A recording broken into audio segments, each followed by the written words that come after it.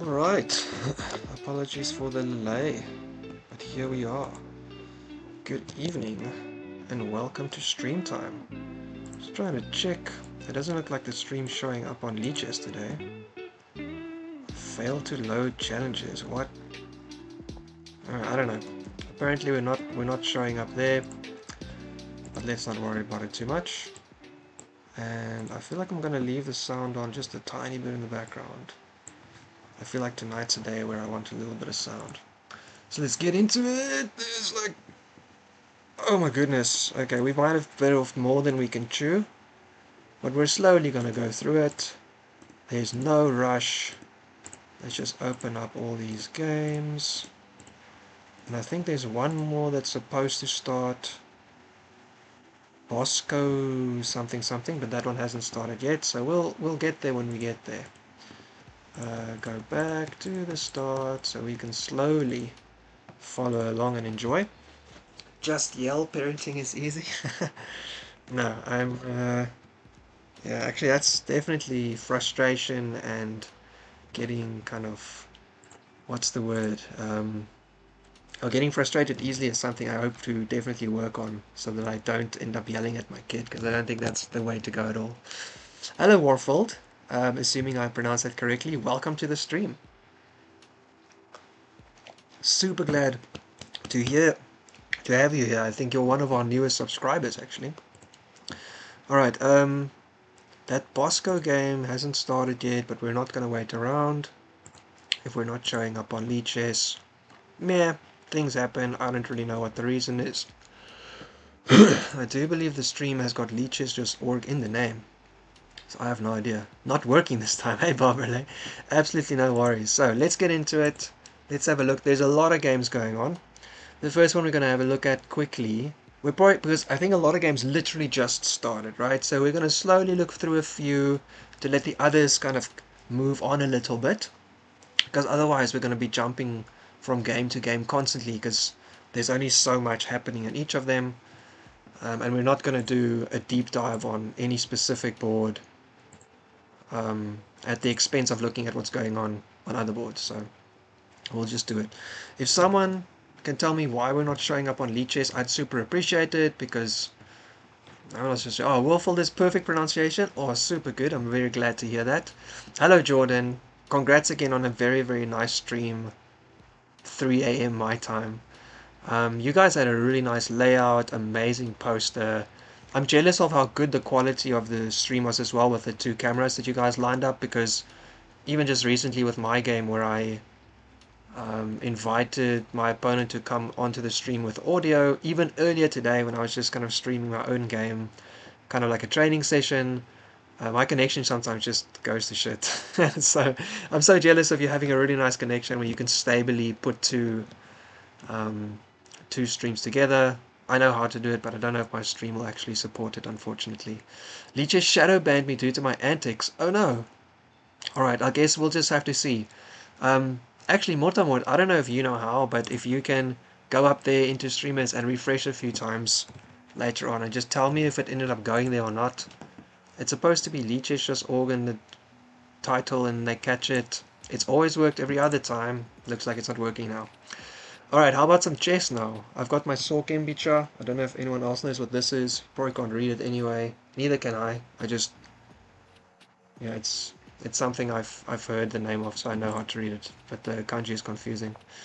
Alright, so let's have a look here. This is kygreek versus SchroedingersSac. This is a super good name, I think, as well. There's a Kai and SchroedingersSac. So KY Greek's team is on 3.5, so black only needs to draw to get a draw for their team. A win for black gives their team the win, so that's pretty good. So C4, C5, nice symmetrical Sicilian, nice symmetrical English. I actually recently had a symmetrical English game and I found a really nice way to try and like eke out a imbalance, and my opponent overreacted and got the win, so that was really fun. Knight C9 6, super symmetrical. Long-term symmetry doesn't work out for black though, because eventually white can take with a threat that black can't ignore. Even something as like taking with check, then black can't do the same. They have to respond first. But you can you can do symmetry at the start. So knight f6. Oh, and okay, never mind. No more symmetry. Black's going to fianchetto immediately. Although I wouldn't be surprised if everyone ends up fianchettoing. Alright, white's also sure. Let's all get on the long diagonal for the black bishop, the dark square bishop. Very nice. And yeah, here comes a little bit of symmetry again. Okay, and we have a slight, at least in terms of development, a slight imbalance. Black's going to fianchetto, and white's going to put the light square bishop somewhere here. I actually think this might be... Is this like a collie system or a Zukertort collie or something like that?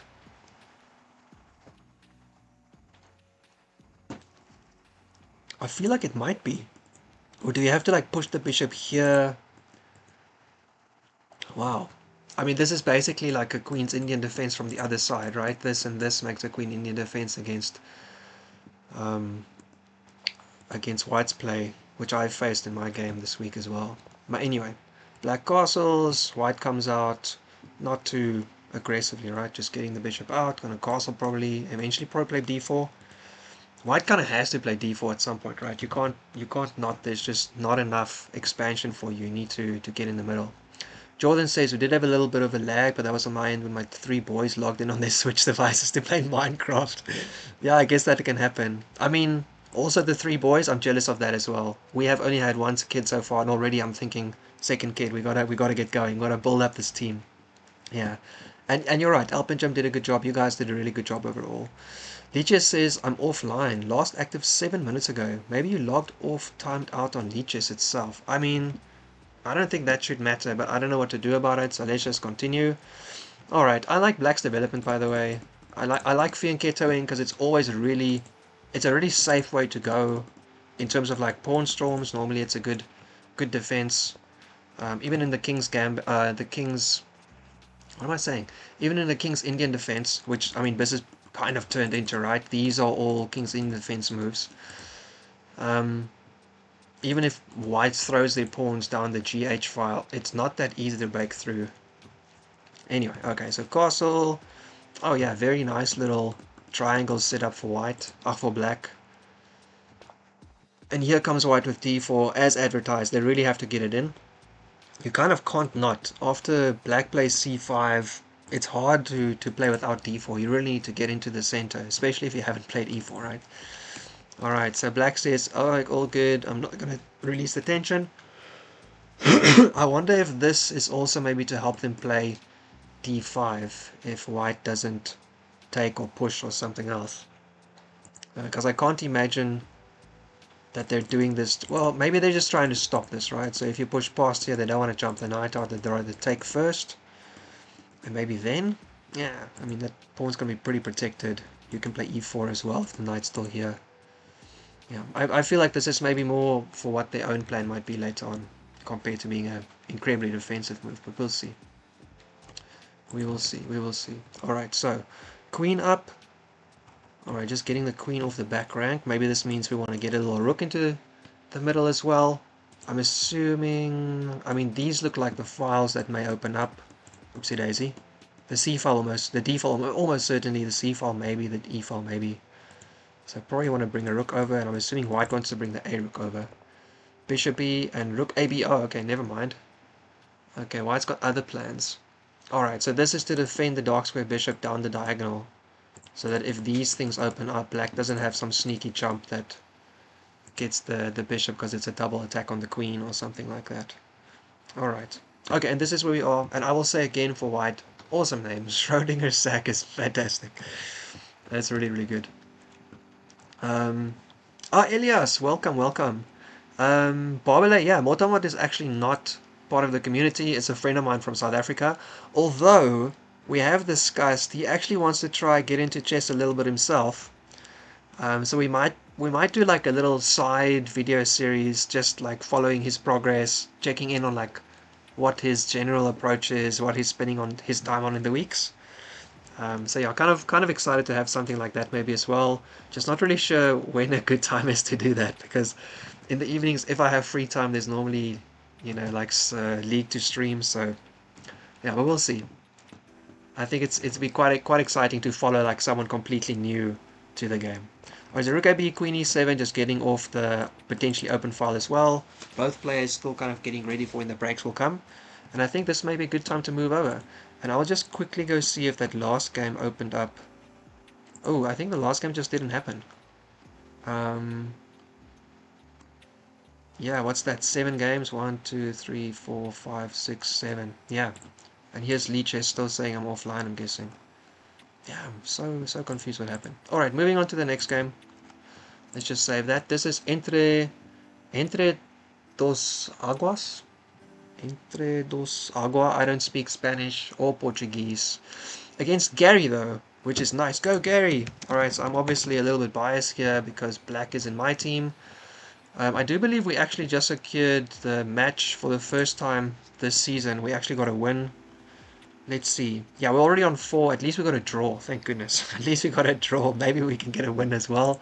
Come on, Gary. You just have to get a draw and then we will have the win.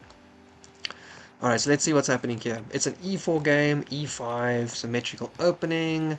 Okay, inviting Rui Lopez or an Italian. It is the Rui Lopez.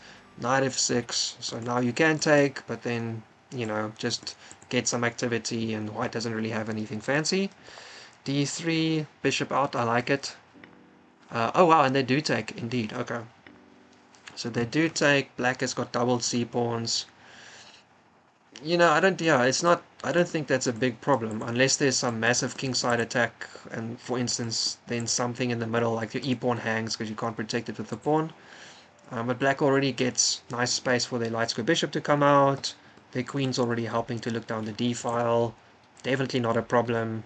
You know, white's not breaking through with any kind of queenside activity just yet. Castle, knight d7. Oh, okay, hello.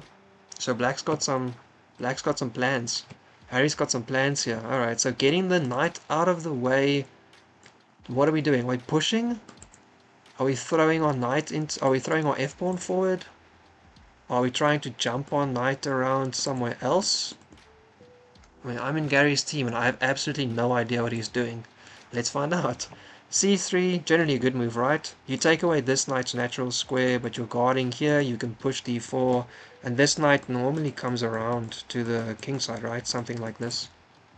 Let's see, a5, just stopping any potential like b4 pushes on the bishop, giving it a little cubby over there.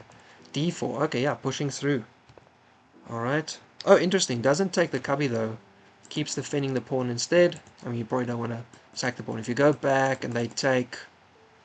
Yeah, that's no good. This is terrible. You have to defend it, I guess. Out comes the knight. It's looking kind of dangerous. b5, alright, stopping that. Opening up on the queen side. a4, trying to get that pawn off. Although here, take, obviously this isn't going to work, so maybe they want to try and get some other push through first. Alright, black castles, at least the king's safe. Coming over to the middle of the file.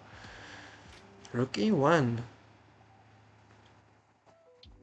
I mean, in this game, in this position, I don't know if rook e1 is that necessary. Are you thinking people are going to place f5 on the board and you want to take, maybe? So otherwise, I don't know what your rook's going to be doing there long term. Maybe you think black's going to jump the knight back to put pressure on the pawn. Never mind, everyone gets on the e-file. Maybe I'm missing something in terms of what the plans are here. Knight f1, okay, so the knight continues, still coming out somewhere here. Okay, ex, okay, now black says, sweet, let's do it. Opens up a little bit. White gets a little bit more space. Here's a nice little b4 square that black can take for themselves. They can also just push the pawn past and just have this pressure against the queen side. You know, this will always be a backwards pawn now, if they do that. Okay, they do use it for the bishop instead. Bishop e2. Okay, we've caught up. So, what do we say now? Well, black's got a very bizarre pawn structure on the queen side for sure. This is interesting. The backwards pawn's going to be a little bit troublesome to take care of because it's an half open file, right? So there can be a lot of pressure down this against their pawn, which is a bit unfortunate. You don't really want to defend this one. So you probably want to try and just like maybe push once, or even just take and then push again. Well, taking feels terrible. Maybe push once, preparing to push again. Because if they take, you can take with your knight. Things are looking pretty fine. You've taken care of your double pawns. If they push past, they give you the e5 square for your knight. And also you can actually just go again once you defend something on the c6 square. Yeah, so I think now that the game is kind of developed this way, I think black needs to make some plans over here with this pawn structure. Also not sure where they want to put the light square bishop. I mean, this would invite it to go onto the long diagonal. That'll be nice. But to play this, I think you have to play this first. Here... What? Oh, yeah, okay. Don't be stream sniping, Gary. You can't be looking at the stream while we're watching you. That's not good. You gotta be careful. Don't spoil the secret. Sorry. Apologies for spoiling the secret. Well, I mean, yeah, we haven't actually done anything right because we were gonna do something and now I'm doing this instead. And yesterday I was just so tired from a whole day. There was like a bunch of little festivals and stuff around us on the island today. Okay, I'm gonna step back for a second and move on. So this one is Nick R98 versus Koro Sensei 42. Okay, well, Sensei means teacher. Koro, I got nothing. From Germany, never mind. We're not going to try translate it into anything then because it's probably not actual Japanese. Koro Sensei's team is on 2 and Kamsky and Kramnik. So Nick R98. Basically any point that Nick R98, any point white can get gives their team the win because they've already got 4 points, so they've already got a draw. Let's see, d4, a player after my own heart. Knight f6, c4. Okay, looks like either a Grunfeld or a King's Indian defense. Knight 3, it is a King's Indian defense. e4, castles, and now there's so many options. I thought again recently maybe I should start trying to play the half Aderbach like this. White's trying to throw their pawns up. I recently saw a game from Hanging Pawns again. Still really enjoy his videos sometimes.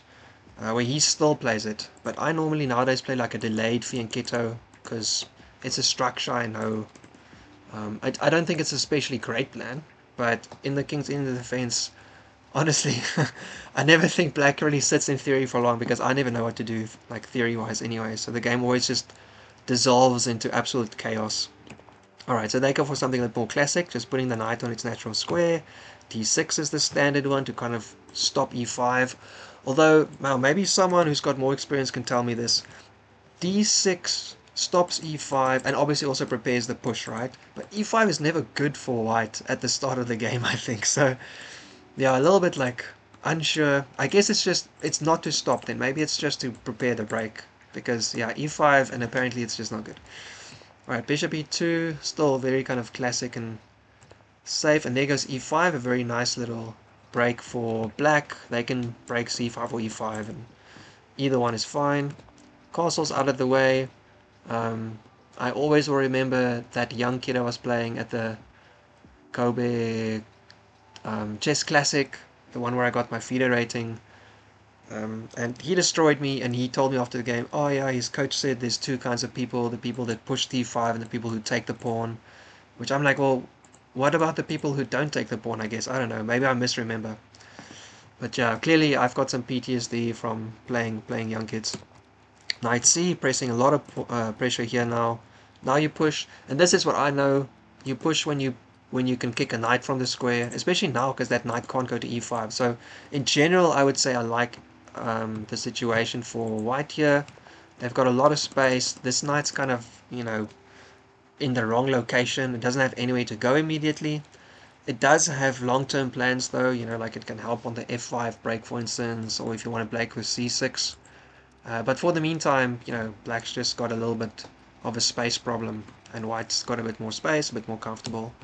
Knight e1, preparing f4, reminiscent of my earlier game today, where I saw the pawn break coming, and I did the wrong thing against it. Silly me. Knight e8, preparing f5. Alright, so everyone's going to throw a pawn forward. Very fine. Oh, what? Okay. So white prepares the pawn break, but then develops their bishop first. I don't think that was necessary. I wonder if I'm missing something. There's no pressure you need on this diagonal. And if you play f4, you know, your bishop was maybe safer here. I don't know.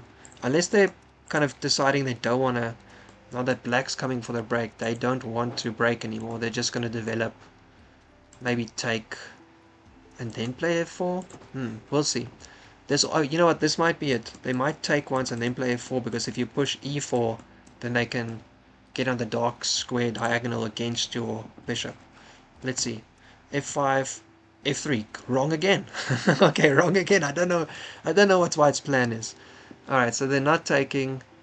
They're actually just letting black push their attack. Okay. This reminds me of when I was actually still trying to learn the theory of the King's Indian defense. Oh wow, Motamort, another spoiler. Don't try to learn the theory for a long time. It's not worth it.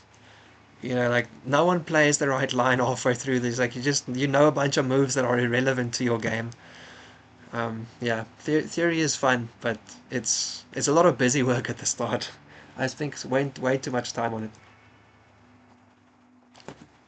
f3. So now black can push past, and I guess you're going to push your knight on your bishop on f2, and then black continues their kingside attack. So white's kind of like, what's it now, like inviting the attack. Alright, come at me, and I guess they're going to try and like stall it over here eventually, and then only then break on the queen side. Yeah, here it comes now, bishop f2. Yeah, here it goes. So now okay, here we go. Now white's going to slowly start breaking as well. c5, knight over, takes. Okay, so we've got an open c file now for white to play with. And they've got a lot of bishops there. The queen can come out. This knight's already there. The rook can come in. This knight, is this knight supposed to just stay here, or is this like the... Oh my goodness, I don't remember how the bayonet attack looks. Is this it? I don't think so. Could be though. Alright, the knight does come out. Very nice. So we're putting pressure on the queen side. Knight f6, black's coming forward with their own attack. Who's going to be faster? Who's going to be better? Rook over to the open file. Rook up, defending the c7 pawn. C7 square. Also the pawns over there. Maybe doubling up with the queen in some situation, but I'm actually thinking it's more defensive. Which also makes me wonder why we're not pushing. Or is this also to get the bishop back to protect the d6 pawn maybe, and then the rook can come over this way. Knight b, here we go.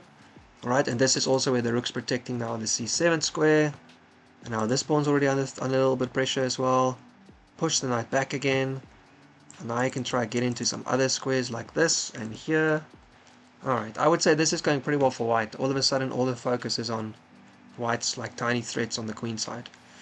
Alright, h5. Knight's coming over again. Looking over here. g5. I don't think there's anything that has to happen here. If you push past, maybe we take once. Do we even take once? Maybe we take once and like this, and we just kind of cover the situation again. Yeah, I mean white's really just, you know, push all the way. Worst case, they might even sit behind a black pawn in front of them. I guess we'll see. You're on my TV, Flippy. My son Fork22 is also watching. Hello, Fork. I haven't had a joy of watching your interview in a while, so I'm assuming you'll be getting on it again at some point, right? It's almost time for another interview. Actually, Jordan, can you send me a photo? I'd love to see what overblown up TV stream looks like. Knight b6, getting into the square, very nice. That rook is gonna weak. This guy's gonna weak, so you have to play here because the bishop's under attack. And in that case, where do we continue? How do you continue this attack? Maybe the queen comes in. I'm not sure. Yeah, maybe you try and like double up over here then. So rook, maybe rook over and then like this. Okay, they're actually just giving the rook away. Does that work? Okay, so I get an exchange, but then I'm not doing anything for a bit. Can jump back. You can take my bishop. I can take with the knight or the king or the rook or anything. I can even not take and just move sideways. Taking the pawn I don't think is worth it if you're just sacking a knight. Okay, so we take the bishop, and knight takes. Yeah, knight takes feel pretty safe, right? Feels pretty safe. This bishop isn't really doing especially much, and now this knight's a little bit stuck. you're going to have to try and defend its escape square.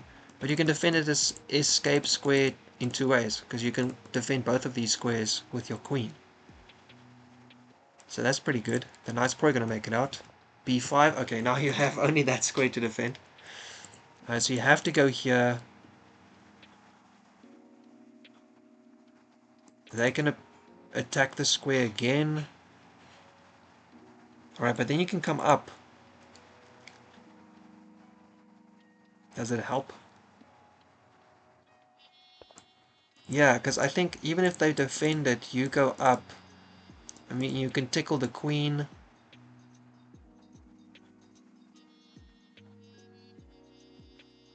Also, this bishop is hanging right now, right, with the queen and the rook on it, so it's not looking too bad for white. I think that was a bit speculative on black's side. Could be wrong, but sacking an inactive rook for an active bishop makes sense to a degree, but you know, their attack's not moving. This is, everyone's chilling here now. Gotta move. Knight's making a break for it. e6 square, delicious place to sit.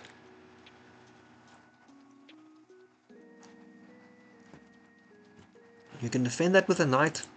You can defend it with the bishop, but you're kind of running in circles a little bit. Definitely things are looking a little bit better for white. Okay. Fork 22 needs to be praying for his big game. Oh, Fork, don't let your team down. Just joking. The team's supposed to support you. Alright, I'm going to stop here and move on to the other game. Let's go to bufferunderrun versus H8 Danny. I read H8 Daddy in a second there, and I thought this was some kind of kinky account, but I guess not. Alright, let's have a look. H8 Danny versus bufferunderrun. If we look at the TV, oh ballsies, another game started. Oh, I think it's this one. Okay, open it up so long. Keep it in the back.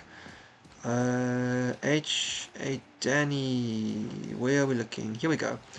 Alright, so it's 2-4. So Buffer's team is already on 4 points. So white just needs to draw or a win, and their team gets the point. E4 game, D5, a Scandi, potentially inspired by John Bartholomew being in Lone Wolf. Huh? Trying to attract some Scandi attention. Alright, takes F6. Oh yeah, playing the slow way. Maybe taking back with the knight instead. Bishop E2. Does take back with the queen. That also presses on the G3 pawn. G2 pawn, what am I saying? Knight F3. Lights go bishop out. Knight out kicking the queen. Yeah, queen normally goes to one of these squares, right? Alright. Take the center. Other knight comes out. Black's playing slightly different. I feel like this is the development structure that I know for the Scandia standard. Kind of this setup. It looks a little bit like a tiny... oh, there's a word for this. Corocon. Why can't I get my words? Yeah, so this is a little bit different from what I'm used to, but maybe there's some theory plan here. Bishop comes out, knight can tickle this. The other thing without moving the c pawn is that your queen can't run backwards, right? Which is a thing. Okay, but black's got plans. They're gonna castle long. Okay, getting active quick. All right, knight jumps, tickling the queen, hitting this knight. Can't defend it, so you're gonna have to do something else. You can hit this pawn, although I don't know if you want to open up a file in front of your king. Alright, queen b6, takes the knight, takes back with the g pawn. Alright, I would have been tempted to take with the e pawn for this development, but I guess g pawn also puts the g file at your disposal for attacking. So rook over bishop here, for instance, gets you a exchange potentially after white castles. Alright, c3, very safe. e5, breaking in the center. Whoa. Black is definitely playing for a win, eh? H8 Danny is here to try and get a point for the team. Alright, takes, so undoubles the pawns, opens up the d file. They do get this potential plan against the queen, although they probably want to move their own queen out of the way first, and this bishop's taking that square away from them, so... yeah, wow, actually black's development is looking frustrating. Queen b3, okay, just opposing the queens. Buffer underrun does only need a draw after all. There's also a pawn hanging on f7. Although, I don't know, would you grab the pawn? I thought it was just like castle and chill out. Alright, queen takes, open up the file against the king side here. Although king b8 is almost certainly happening at some point as well. Alright, open on the g file. Now it asks for bishop. Too much pressure on the a pawn, gotta move it. Yeah, you can defend it, but I guess maybe you just move it and then it's safe anyway. This does give white some other way to try and get on the king side though. b4, b5, you know, that's a nice little hook. They've got a light square bishop defending it as well, and it's on the board immediately. Alright, b4, light square bishop, so opposing here, trying to break the pressure a little bit, takes, rook gets activated. You can move your king to attack it. You can just play b5, I guess. I got nothing else. I think this and this is like the only moves I would consider here. Your g-pawn's also hanging. So I guess you could castle just to like defend it. Or play g3. Or knight over, although I don't think you would. Okay, white's aggressive. They go straight for it. Hits the knight. The knight only has this square, and these back ones can only run backwards if it wants to run. Or you can take and open up that file, but that would be probably not so good. Alright, knight back. Defends the pawn, so let's go with the e-pawn in the front. That pawn is hanging again. This pawn's also hanging though. Alright, rook over, attacking the pawn on the side here and attacking the knight.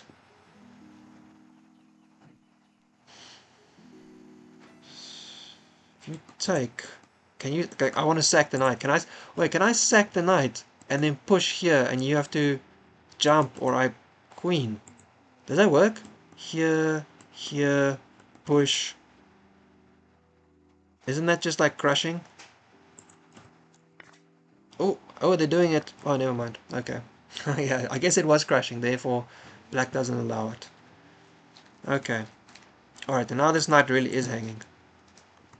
Okay, so let's take stock here for a second. White is up a pawn. Their g-pawn is hanging. Same colored bishops. And... oh, hang on, they're also up in exchange, aren't they? No, they're not. I'm just counting really badly. Okay. White is up a pawn. And... kind of up in activity as well. Undeveloped dark square. Bishop, knight sitting on the side, trying to close off this file. There's b4 again, b5 to hit it to get over here if you need to in the back rank. It's hard to move this knight because they're going to come in with the rook. If you try to defend it or to try to like stop the rook from jumping in, then the bishop can get in there to push you away again. If you push the pawn, it hangs. Oh wow. This is a tricky situation. I'm uncomfortable about the g-pawn hanging for white. I mean, this looks really strong. Maybe you have to play c6 to stop the second b5 from coming. How would you stop that? Would you stop that? Maybe not. How to do? Oh, 1 second. I was maybe just 2 seconds here. I think I'm gonna try fix something quickly. Hang on, hold on. Nope, you're looking at the wrong window. I'm trying to do this in the background. Here. Alright, hang on. Hang on, hold on. Here. Okay, so we're looking at this game. Are you still looking at that game? No. I can't understand how the program decides which window to look at. It's very frustrating. Okay, I'm just gonna, you can see, I just want to rename the thing quickly. It's making me frustrated that it's not showing up on Leadchess, so I wonder if I can just like tickle it. Leadchess org. I'm just gonna add it in the back again. Wait, that's double. See if my shadow band lifts. Okay, we're back again. Alright. Okay, we're gonna stop here. White's clearly doing pretty damn well, but they still have to try and figure out how to win this. Alright, now we've got fredleve versus YouCheckMeICheckYou. And if we check over here on the check, fredleve, YouCheckMeICheckYou. Oh, they're also a Kamsky Kramnik team. They have 4 points. So, yeah, YouCheckMeICheckYou just needs... Black just needs a draw to get the team win. And white needs to play their heart out, I guess. Depending how much they care about a team point. Oh, wow. E4, knight c6. What's the name of this? It's not the Chigorin. I think that's against d4, right? There's like a bunch of things. The Owen, this is not the Owen. I'm actually just going to open this up. The English, no, there's a name for this. Oh, let's see what this is called. The Nimzovich defense. I'm going to pretend I knew that, but I completely forgot. Never mind. And pineapple chiffon cake is spectating as always. Alright. Alright, so this is looking like a very standard bishop's opening against the Nimzovich, which... I don't know, I mean... I don't get it. I don't understand the big benefit here. You've got this defense, but your knight's sitting in front of your c-pawn. You better hope they're not playing like a d4 opening then, I guess. Alright, so e5. Clutching at the center, keeping it safe. And we can transpose into Italian here. Never mind, knight c3. Bishop c5. Queen g5. Oh wow, okay, so white clearly was holding back on knight f3, so they had this queen move ready. And importantly, they do it after the light square bishop is moved. Which kind of means black could have done the exact same thing here. Black could have come here hitting that pawn already as well. But they didn't, so white gets to do it against them. g6 and queen back, putting pressure here.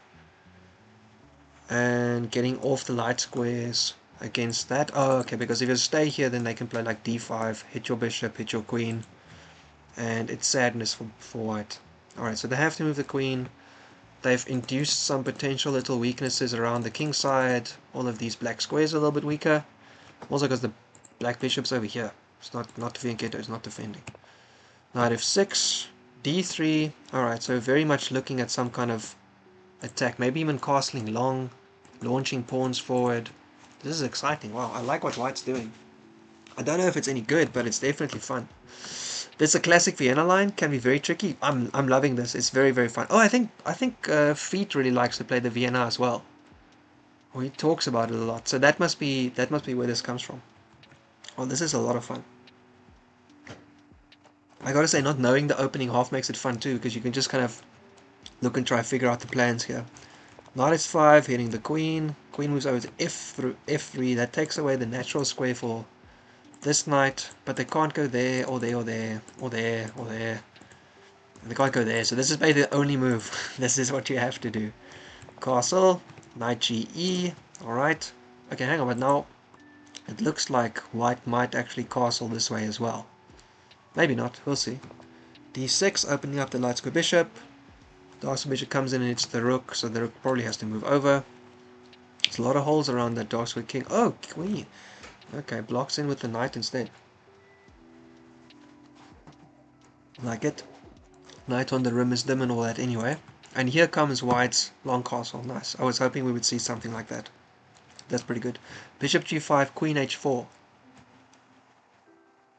Is that the other moves that you were...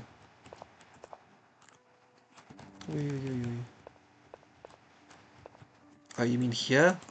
I mean, you currently can't do it, right? But I guess at some point you do. Okay, so there's the long castle we were expecting from white. This is definitely a very aggressive way to play. Very fun. I like this. And this Nimzovich knight that they developed is now just kind of sitting in a symmetrical structure. So very symmetrical. Both of these guys are outside the pawn chains. Nothing's been traded. This knight and this knight are equal-ish. I don't think black is specifically excited of having a pawn on g6 though, because you can try and get at it a little bit. I don't know if you would sack your rook for that pawn though, but I guess that's possible. Maybe you maybe want to get some other pieces around instead. Maybe you play knight over first before you play h5. Alright. Opposes the light square bishop. You know, this is also a diagonal which is a little bit tender for black getting onto the king. Alright, oh okay, and they say sure take, but I want to take back with my knight. Gets it closer to the action, you know, looking at all these squares on the dark plan side. Knight back hitting the bishop. Now you probably have to trade. This does give this pawn away. Then you lose this pawn though. Which is worse? That would lose a rook though. So you're probably here and you have to move first. Then, I don't know where you put this bishop back here, I guess. And you hope that it doesn't become really, really bad news for you that your b file is half open. Okay, never mind. Alright, so white is definitely not against losing the light square bishop. And also just getting a bit safer. So it looks like the game's kind of quieting down now a little bit. Before that, but they went on another line. BC, okay, hang on. Bishop g5 is a white move. Okay, but they couldn't have done that until here. So okay, so it was a different line for sure. Alright, it feels to me like, you know, white's maybe opening threats and excitement and trickiness is kind of winding down, alright? They're bringing back their dark square bishop. They're probably going to trade off some minor pieces now. They castled long, so they probably want to try and, you know, launch some attack, but the queen's sitting in front of the f-pawn. I don't know if it matters, but it feels a bit strange. I mean, in the meantime, black's also got a lot of pieces coming in, just to kind of dampen things on the white side with some pressure, right? So it looks to me like it's quieting down a bit. Maybe this is a good time to just take a pause and keep on looking across. So we've got Skellock versus osumarko, and we just go down a little bit. 2.5 for osumarko is 3.5 for Skellock. Alright, so if Skellock wins, white, they get it. If they get half a point, a draw, then this is still an equal team game. At least they have the draw in hand. Another English. c4, e5, very principled, taking that center if white gives it to you, thank you very much. And a fianchetto. Alright, and this is a classic situation, right? You can transpose between all of these opening moves in so many ways. Of course, black has a say as well, but yeah, c4 can lead to a d4 game. Except right now, it will be like a Scandi because your pawn's hanging. Alright. Oh, nice. And black is definitely not going to let them just have all the fun here. Blocking up the file, maybe preparing d5 as well. Okay. And I'm assuming white's going for a double fianchetto then. Alright, and here goes black in the center. Black's playing very principled. Take the center, support another center break. Alright, fianchetto, knight out, bishop out, bishop out. I like this. And here's e3, maybe preparing d4. And also, I guess, maybe this knight needs a place to go where it doesn't get snapped off. Alright, knight bd, knight ge, castle and castle e4. Oh man. Alright, black's just going to be like, yeah, no, take the center, thank you very much, I'll have it. Okay, in this case, I mean, you can break off the situation in a few ways, but I'm assuming d3 is probably the main way to do that. You can take ones here first as well, opening the c file, and then play d3 to take this. And white will have kind of a pawn to play around on e4, but at least they can open up the game still, so black's advantage on the space side isn't that intense, right? It's not that bad. Alright, yeah, here's d3 already. Alright, oh, okay. Also coming at the dark square bishop. It says no thank you, no trade. Okay, so they locked up the center to avoid trading dark square bishops here. Here. You could have taken though. Take there. Then I don't know. You don't want to lose that pawn. Unless you go like here, and then you play this way. No, then this is sitting here, so you probably want to do this. You could have probably done this, take, and then f4. Here you could take the pawn with your light square bishop as well. It's probably okay. But anyway, they didn't do it. They locked up the center, and they get onto the different diagonal. That's pretty good. Alright, okay, now black's kind of forcing the issue though. They're getting a little bit up in white's face. CD is normally the right way to take towards the center. You know, let go of the situation a bit. Oh wow, okay. And they're not taking the pawn. This guy's going to be hanging. This pawn is a little bit weak as well right now, so they just move the rook out of the way. Very nice for white. They just got 2 pawns. That's crushing. That's very, very good. So c5, very unfortunate for black. Maybe a little bit too slow. Maybe they had to take some pawn first or something like this. White gets a pawn, white gets another pawn. Really, really nice. Alright, knight over. They do have this d3 square that they can play with maybe. Although the knight can go to f4 to defend it as well. Oh my goodness, can't draw arrows to save my life. Yeah, that looks like a place they can go as well, huh? Alright, knight c3, jumps into f, and refuses to sack the knight, to sack the bishop for it.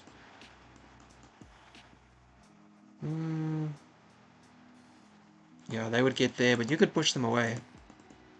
You could get that bishop. You don't have to not do it, but okay. Alright. Bishop out, bishop out. Black's trying to get a lot of activity for the 2 pawns they sacked. Knight jump, very nice. There's also put two attackers on the knight now, so you could actually pick up the pawn if you wanted to.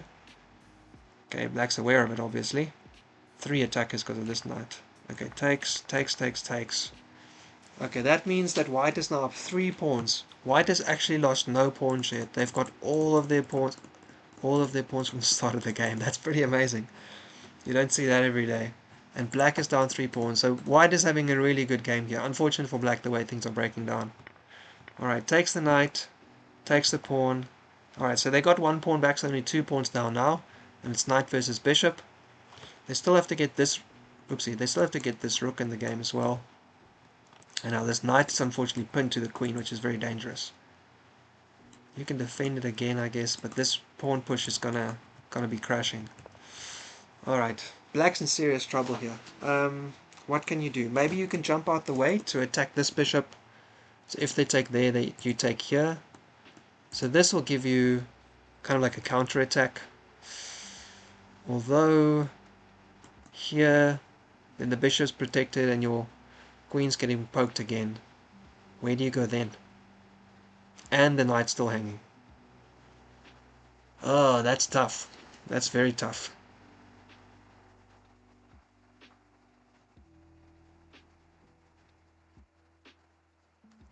Yeah, this is looking really tough for black. I'm not sure if there's an easy way to get out of this, huh? Down the pawns is one thing, but having the knight pinned to your queen is really the main concern here. You can't protect it with anything around it. This doesn't help. Yeah, they do try this. So if white finds b4, then, I don't know, maybe you take it with the knight? Maybe that's how you get out of this. Yeah, maybe that works. So here, and then take that way. And then this is weak, and this is weak. Okay, wow, so maybe this works. Maybe you just have to, on white side, maybe you just have to trade off both.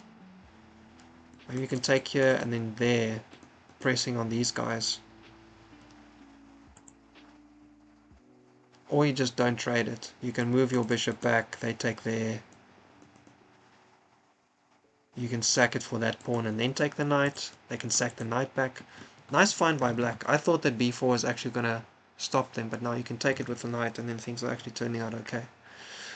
Alright, white says, thank you very much. I will take that knight for bishop trade. And now they can defend this as well, right? They can defend this as well with like queen back. Or rook back, I guess. And they're still just up 2 pawns. So white should still be in a great position. This guy will also be going to be a little bit weak. Or white can go on the offensive. You have to protect this pawn some way, because that'll be mate.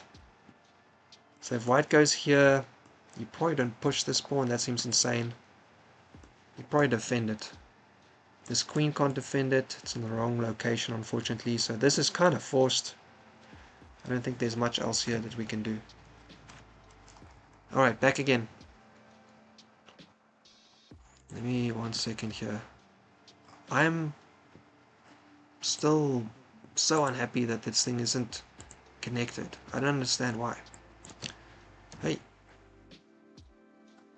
Save. There we go. Alright, on to the next. Nope, that's a different game. Alright, here we've got Johan versus Macedog 91. Very nice, very nice, very nice. This is I suggest you push versus Habemus Bishop pair. Alright, Master Dog's already won. 18 rating, right? 4.5 points. So Black's team's already winning, so they can just kind of play for the fun. White's playing for the honor as well. E4, going for a Kono-Khan with C6, D5, advanced Karo-Khan, not taking, not leaving, pushing past. And C5, already trying to undermine the center immediately. They do take, and very nice by Black, just defending again, putting some pressure on this pawn. Alright, and White threatens to kind of shore it up and keep it, so Black kind of has to take. And instead they just push the bishop around. Alright, knight out, A5, very nice. Black really doesn't want to give White any options here. This pawn is currently hanging because the rook is hanging if you take back. Okay, now the rook is not hanging, so the pawn is not completely hanging. But it is still kind of hanging, isn't it? Ever so slightly, it's still kind of hanging, isn't it? Take, take, now you have to take the rook, take back, and bishop takes check. Bishop c3. Alright, so Black's up a pawn. Black's down on development. Maybe you move your queen now to take back with check, otherwise you're just helping White develop. Okay, never mind, we're helping White develop a little bit. I'm not the biggest fan of that. Okay, yeah, because now Black's got one move to do before they can castle. A bishop that's sitting behind the pawn chain, and a knight that has developed, and they've got this guy and this guy. White's got two developed pieces, one would spin, they have to defend it. The queen's going to defend it somewhere, break the pin, or sit next to it, or go above it. Or maybe not, because then this, so maybe here. And then if they do this, you can either move back to try and, no you can't, because this knight's going to hang, so you have to jump the knight back in that case. Okay, so Black can kind of like tie White up a little bit at least. And then they can try and bring out the other pieces. Maybe even something like this to get that light square bishop off. Queen d2. Okay, knight e. Coming over here maybe. Light square bishop out, castle and castle. All looks very natural. Okay, so there was no more complications there. Oh, but we found a Greek sacrifice. Look at this. It's not quite a Greek sacrifice though, is it? Because if you take, that's check. But the queen can't come in immediately. You need to protect, and the pawn is protected, but you need like some more attackers. I don't know, maybe this way with a rook? Oh wow. Okay, so hang on, you take, I take back. I mean, I can check you, and then I can jump this way, and you've got a few ways to block things up, but then I can come across. And oh, that might be good enough even. Wow. Let's be a little bit more concrete. Take back. Check. Oh no, check with the queen. Check with the queen. Alright, you can block with the knight as well. Doesn't matter. You block with the knight, I come in attacking. Then you have to move your king up. If you move back anyway, I come across. Your rook has to run. Oh, this is a very nice one. King did take, now we're going to see it. Queen d3. So there's a few ways you can block this, right? There's 4 moves. You got f5, g6, and the knight 2 jumps. But the knight jumps can't protect both of these squares. Doesn't matter where you jump it. And the pawns, I don't know, maybe this is good. Because then after they check you, you can come across like this. And then if they come across here, you can move your rook over. So maybe g6 would be my go if I walked into this. Here you check me, I go over here. And then your queen comes over. I've got my rook on that open file as well. Alright, oh, that's got to be dangerous, guys. King back immediately doesn't feel good. You need to be able to either block up this file or cover both squares, or you need your king to be able to run away. Here comes the knight back, but this can't protect both squares here. You can't, how are you stopping this? Oh, hang on, what am I talking about? Knight h6, okay. Oh, little in-between move. And there it goes.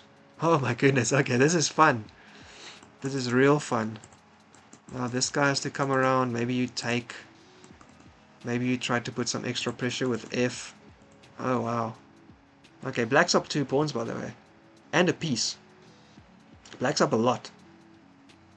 Oh no, black's up 1 pawn, apologies, and a piece. Yeah, 1 for a... They've got this bishop and let's say this pawn. I don't know. Very nice. Okay, queen coming in, knight coming over. Okay, white's all in for the attack. This is fun. Oh no! Okay, hang on. That was a double attack. Unfortunately, it looks like white is falling apart. That was so fun though. Okay. Alright, and now things are unfortunately falling apart. There's a check here. Apologies. There's a check here. You can double attack this pawn. Unless the king goes up. This bishop, although very slow, can kind of get into the game now. Or they can get into the game with a move like this as well. Okay, wow. That's a tough one. Bishop takes. Maybe just a little bit too fast. Also, I think this... Yeah, the queen's just not in the right spot, right? Normally the queen is on d1. Then you check, and if they run backwards, you come across, and you're immediately in their face. You know, you're hitting both of these with your queen and your knight, which is why in the Greek gift, after the knight checks, the king is normally supposed to run out. It's kind of the only way to really stay alive normally. Tough one. Very, very tough. Okay. Alright. Moving on. And I think that's 1, 2, 3, 4, 5. I think that's... Oh my goodness, there's more games? I don't think we can cover more games. There's too many games. We haven't even gotten through all of them once. Oh, maybe we should move a little bit faster. This is insane. Okay. Let's say this is Topspin versus ColtonMTotland. Alright, let's have a go. It's E4. Oh, and a French maybe. Or an invitation to a French anyway. D4. Mongrel Tiger. Are you watching everything? I think you've been in like half the games you spectated. Nice little French on the board. Used to play this a lot. Fun. It can be fun. Because you kind of put yourself in a slightly disadvantageous position from the start. So if you win, you feel really good. But if you don't win, then the game is kind of excruciating and terrible and really difficult along at the time, and eventually you lose anyway. Alright, so, okay, nice. Not an advance, not an exchange.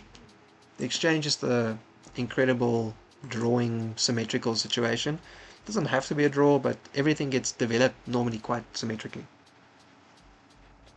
To the point where I used to do my kind of standard go-to for the exchange from the black side was to do something like this. I develop something here, this, and then castle, and have this kind of pawn structure, and use my light square bishop. Maybe I trade it all for white's light square bishop because I'm creating some weaknesses here, and I try and like jump my knights out, and yeah, it's a bit silly, but at least it gave some difference to the symmetrical position because I was never a big fan of it.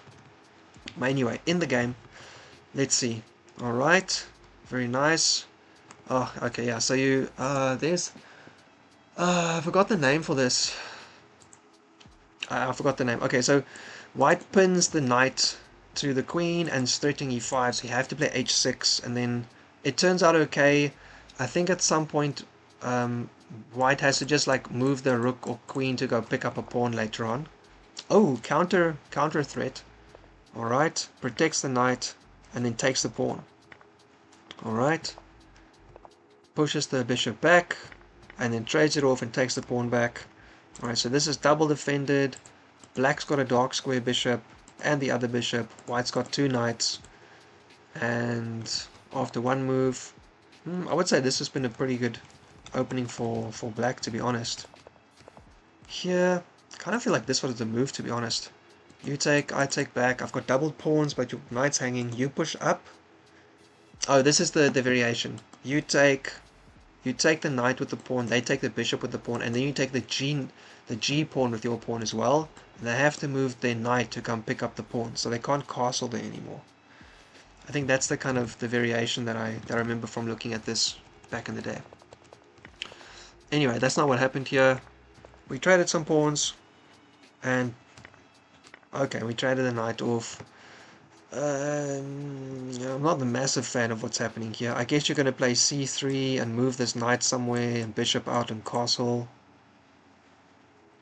This is a bishop that is sitting behind an e6 pawn, so it probably needs to go out onto the long diagonal. Or if they're very slow, or you can even do something like this and just keep on trading off if black is just looking for kind of an easy game. Oh, okay, maybe white does a little long castling. Nope, they're going to fianchetto. Okay. Bishop out, rook out c3. Pin to the queen though, so a little bit dangerous. 4 attackers, 3 defenders. You kind of got a rook in here, or you got to make some other plan. You can push, yeah, you push past. Oh man, now the queen is attacked again. You can come in here though, attacking this and also defending the pawn. Don't see any immediate problem with that. You can also just run your queen back one or sideways one, or sideways kind of walks into something. Maybe back one is better. Okay, they're just gonna go sideways one. Knight is now hanging. Okay, and this is currently where we're sitting. Knight can jump where? You can hit the queen, but the pawn's hanging. Maybe this bishop out was a bit premature.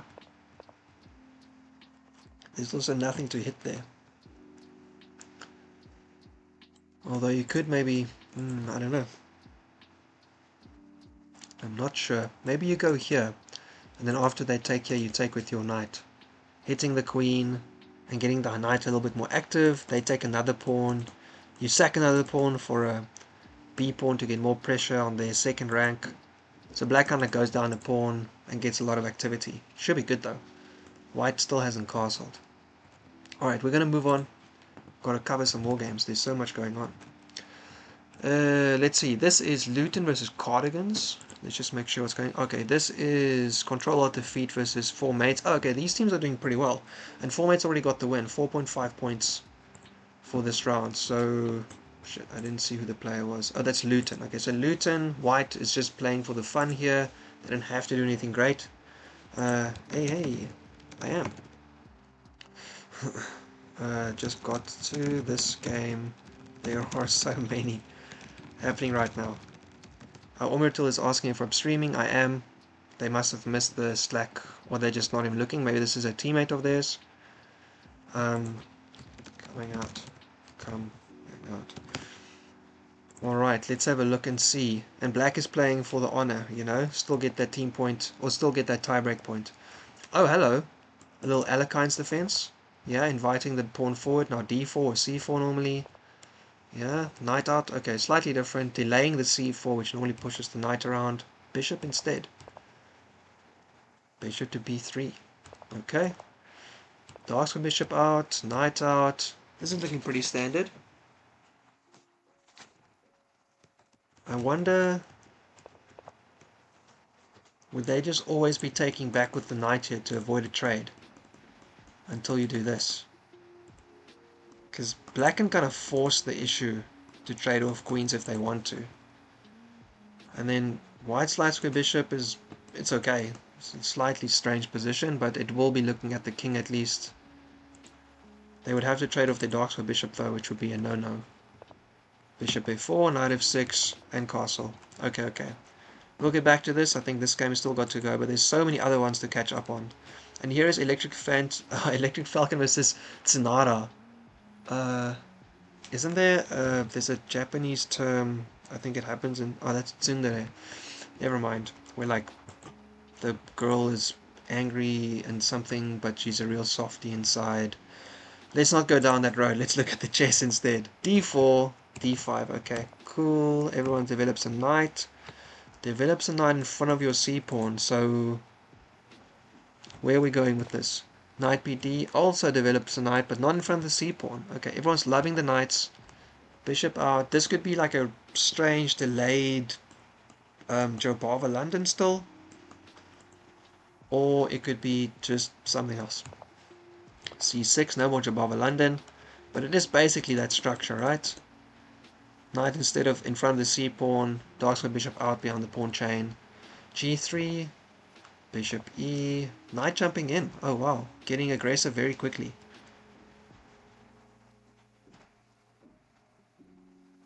Don't know. Here, take. You can defend it, and then I. Oh wow, I think taking here would be pretty good actually. What do you after? What do you do after knight g5? The pawn's hanging. Apologies. You can jump your knight out and defend it.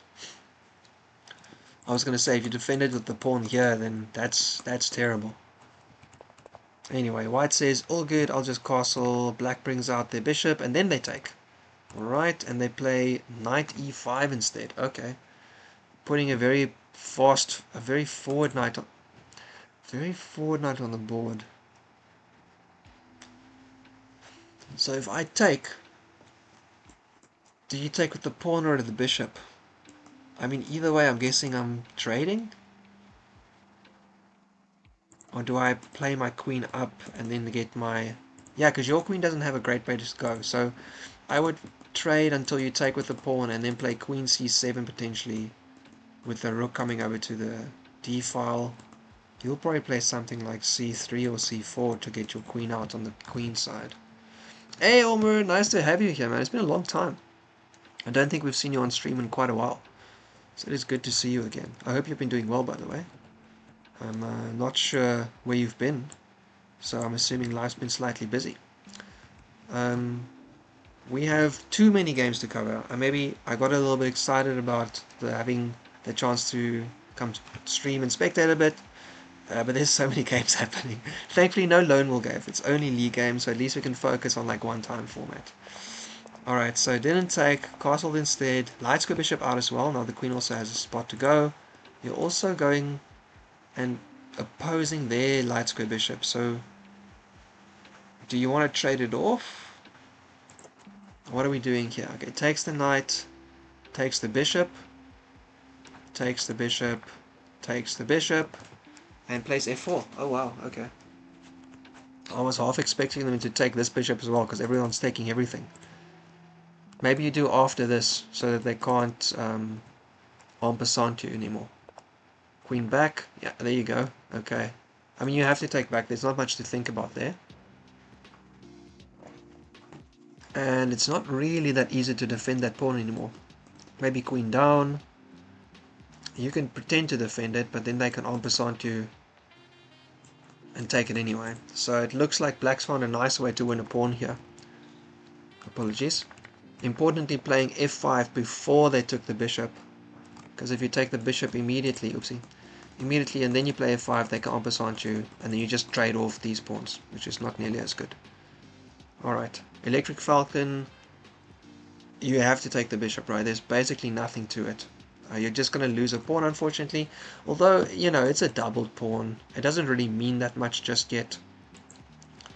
I don't think there's any massive concern just yet with this situation. It's still probably basically an equal game. I can't see any massive advantage for black at this point for having the extra pawn, right? Hey, Duck from Cross, haven't seen you in a little bit. I hope you've been doing well, by the way. I think you've got your game kind of later tonight for me, right? In a few hours. Don't quite remember, but I think it's something like that. Alright, take. And okay, we're gonna stop here. And I also think we're gonna stop opening new games because there's too many. Is it already another one that we don't know about? We have this one. We have this one. We have this one's. Yes. Okay, let's just get back to the original games. Okay, this was SchroedingersSac versus kygreek. Oh, they played the symmetrical structure. Black had e6 on the board, and I was unsure what they were going to do with that. Is it defensive? Are they looking to push d5, sorry. Everyone put a rook over potentially. Oh yeah, defending this guy.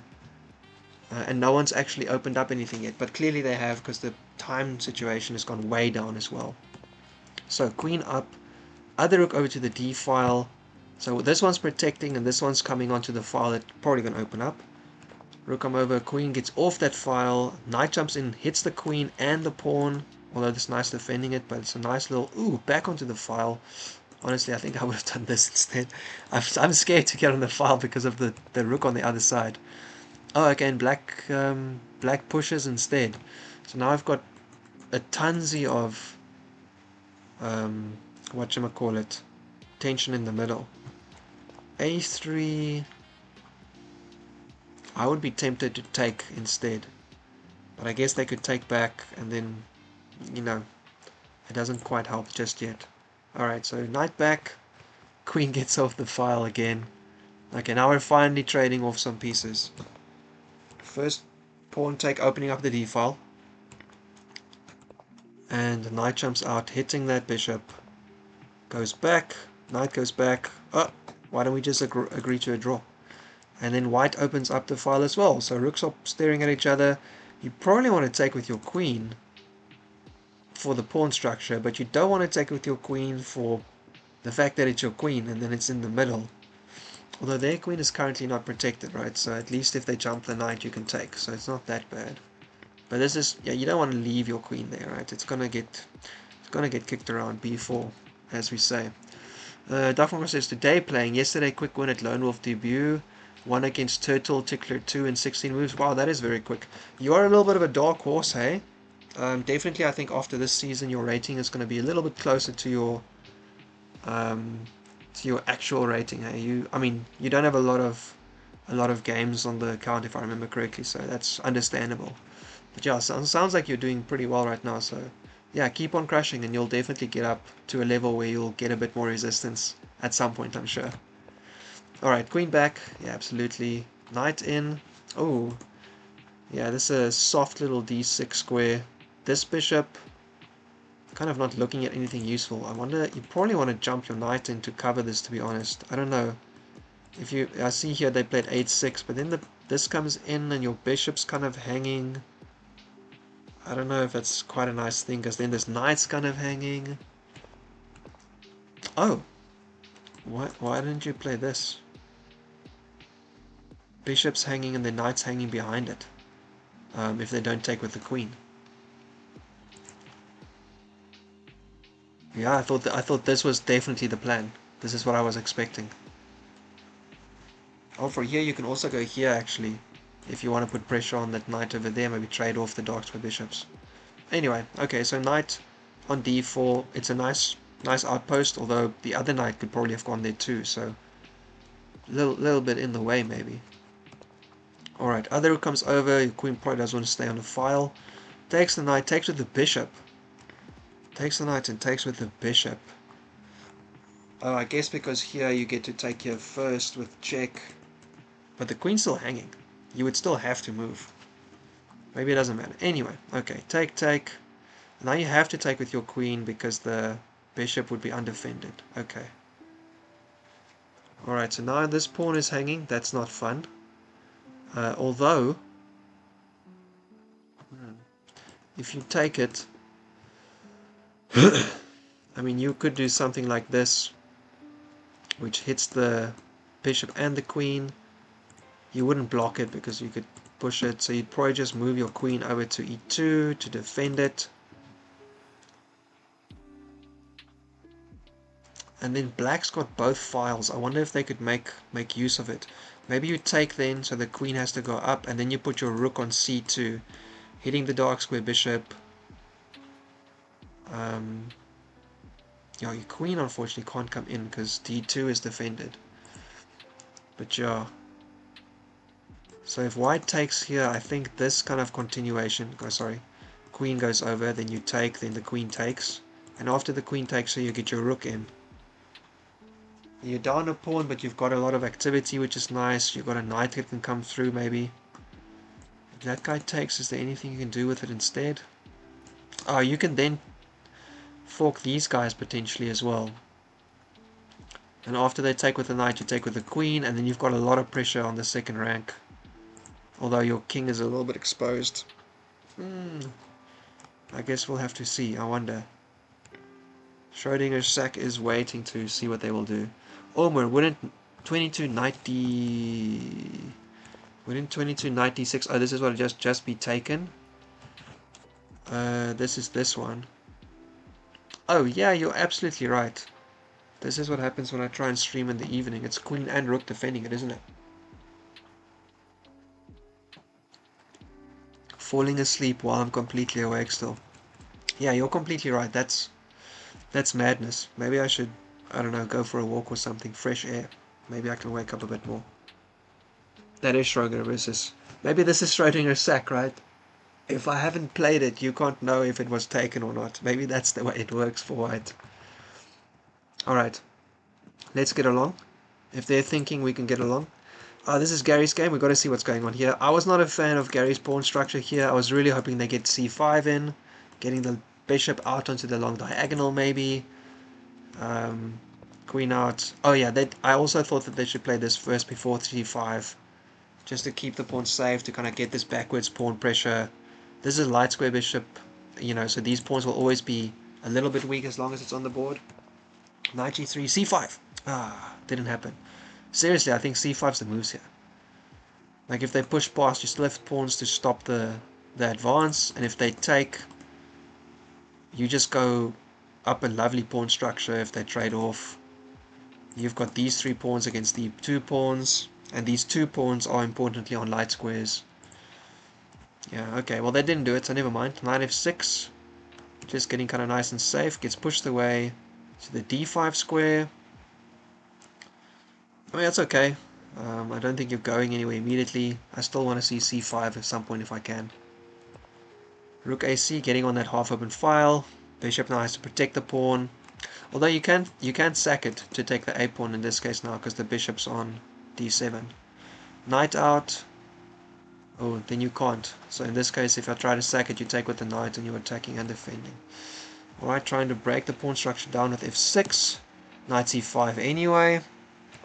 Now the bishop comes out, hitting the other guy, trying not to trade it off, right? Now this pawn isn't defended though. But that's not the... I was going to say, if this is the queen, then you can jump and then you can take that pawn maybe. Never mind, they'd probably be able to protect it anyway. Okay, queen up. It wasn't exactly in a pin anyway. What are they trying to do here? Get some pressure. Maybe trying to get something on this side. Maybe they get the knight jump. I don't think it... Oh, maybe the knight jump allows you to put pressure on that pawn. Bishop takes, queen takes. Okay, that was also the other plan, probably just to protect the knight, because you don't want to jump it somewhere. Yeah, fair enough. Okay.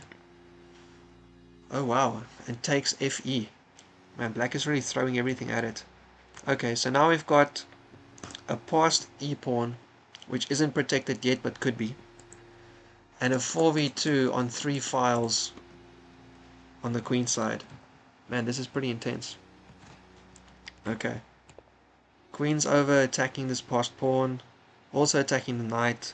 But attacking from the front, so you're going to have to trade it off. It's not the way you want to do it, I'm sure. Alright, a3 getting some lift. Also potentially covering for something, but I'm guessing this is mostly lift. Rook over now, hits the queen. Queen goes up. You've got to be careful about where the knight can come in, right? Oh, they also have this potential to force you to trade off, and then it's still hitting your c-file pawns, which are still a problem long term. Rook ae. Okay, you can't do it anymore. And knight d7, jumping onto the other square. Alright, knight e7 opens up the attack against the c pawn again and hits your rook. Okay, you can do this, which is quite nice. But what else can you do then?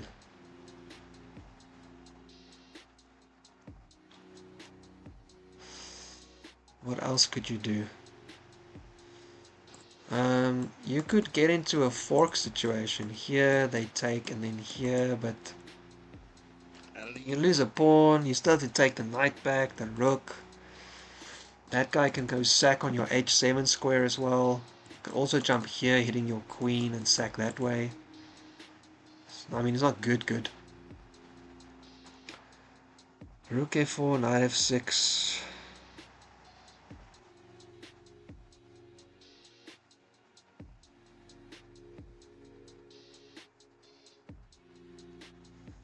What to do? I see some commentary. Oh, Feet is over here watching this. Come tell us your thoughts on the stream, Feet. The line they've got here is rook down, like we saw. and then knight f6. Check, and then maybe sacking the queen. And then obviously your queen is hanging still as well, and if you take the with the pawn, then this rook is hanging, so everything's hanging. But I think long term not so good.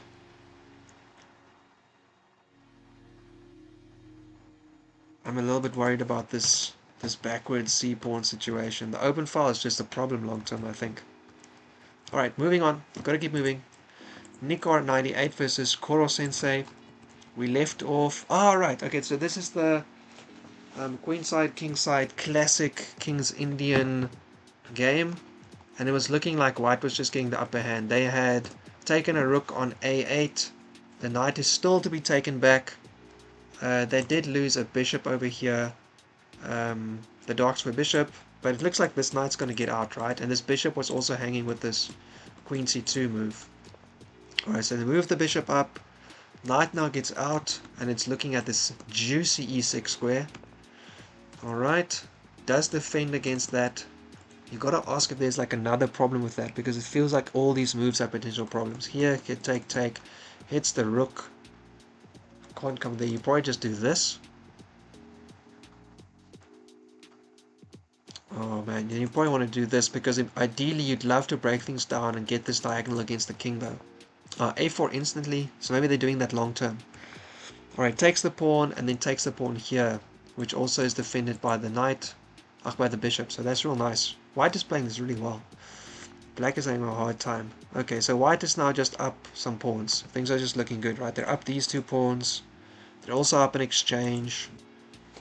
Black got a lot of pieces, but they're all sitting on the second and third rank, right? Very defensive. Rook's currently not looking at anything. Queen can come out, or bishop. Queen or knight. Yeah, you gotta get your rook over to the open files, right? This knight's kind of not playing. This bishop's kind of not playing. This is tough. Bishop takes. Okay, so just trading it off. Okay, but the more they trade off, the easier this game gets for white, I think. Alright, knight gets a nice little square c5, blocks off the open file a little bit. Although this is clearly going to be pushing it around again. Okay, this still works. Unless they go there, then we can take it. Unless they go there. Yeah, then you probably have to get out of the way first. Take, but then that guy's still hanging long term. Yep, queen over. Also puts pressure on the backwards pawn, so... Oh, very nice. Okay, jumps the knight out of the way, not taking back. Not taking the rook, because you can always take back instead. And that would be good for black, right? They would get the c file with their queen finally getting a bit active. This guy just, I don't know what they're going to do here. It's going to take forever to get it in the game. Takes, get some activity. And white tries to trade off. I mean, you can't trade queens. This is way too good for black. For white. Okay, gets on the other open file, protects the knight, also gets on the diagonal with the king. Although, again, it's taking so long for that dark square bishop to get in the game, right? Oh, I wonder if they come from someone. Oh yeah, for sure, man. I just read this thing and it popped into my head. It said, read this on stream. Brilliant idea by Feet. It looked very fun. Okay, just getting there. Already had a check, but just, yeah. Oh, very nice. Now you can also check, and then you can attack the knight, and the queen comes down. You can block it. That knight, unfortunately, can't attack anything. Oh, hang on, but it can push the king away from the defense, so that's pretty good. Yeah, wow, okay, so there's actually some chances here for black to do something if white goes wrong. Never mind, king's coming out instead. Oh wow, okay. King f1. That's an amazing move, I love it. Okay, trying to trade off queens. Black says nuh-uh. Try to trade off queens, still nuh-uh. Okay, lots of pressure on the e2 square. Moves the bishop off. This is protected. Still got to try and get this dark square bishop in the game somehow. Check on the king, blocked by the knight. Dark square bishop's finally making its appearance. I wonder if they're going to put it over here though. Try and get on this side of it. Okay, rook pushes the queen, tries to keep the pin going. Okay, and eventually gives up and says, fair enough, I'll trade off. It's the rook, and then they can get in here. Yeah, still a bit tricky. Attacks the backwards pawn, attacks the loose bishop. Oh, okay, hello. Yeah. Okay, they're getting a little something for this situation. It's the king again. Oh, oh wow. Is there going to be a mate with like minor pieces? Let's see. You're going to cover it off here, right? You need to be able to get to the final square at the back, which you can't do with the bishop. It has to be a knight. One of the knights has to get here, right? So take into the corner. Knight jumps over, hitting the backwards. And here would be... Oh, not mate yet. You need that be covered. Oh, wow. Okay, white's pushing their pawn. Black's also trying to stop everything. Sacks it. Has their own passer. Oh my god, this is insane. Alright. Okay, so... Wow, this game just crumbled up instantly. White is what? Up in exchange, but no pawn. Well, now they're going to be up a pawn again. That knight can get a jump. Ah, but it doesn't have the square because the f2 square is covered, and also I don't know if there's really value in that. You probably want to go put it there and then try and defend it. But now your other pawn's hanging as well. So here, this is tough. This is real tough. Is this just busted? Is there a way for black to defend this? Assuming that white doesn't make any massive mistakes.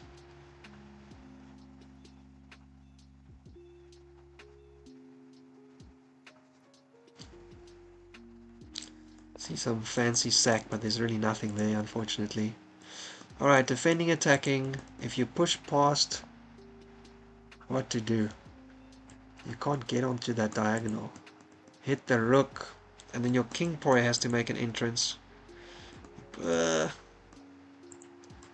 Check. You don't want to go there because then they go here. Although maybe you do because you want to try and run your king in front of the pawn. Maybe that is what you do. And the bishop is defending the knight at least, so that helps. LPY! Oh, LPY, sorry, I read it as LP for some reason. Hello, Elpa. Hang on, are you Elpa, like the Elpa I would be hoping you are? Or are you a different Elpa that is not the Elpa that I'm hoping you are? I don't know because YouTube names are not always the same as Slack. So can you tell me Elpa Y, LP? Which LP Elpa are you? I'd love to know. D6 check, king goes over, trying to run in front of the pawn. Oh, man, yeah, this is tough. This is not a square for the bishop though, but there is still a rook on the board, so probably not impossible to make it happen. You might have to try and like sack the rook at the right moment. Oh no, but the bishop can take back and cover it, so you can't.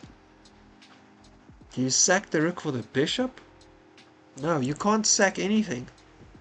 At least not yet.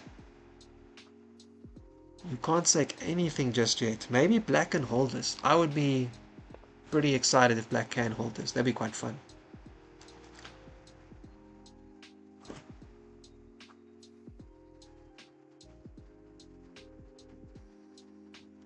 King can't go up. Bishop is defending the knight.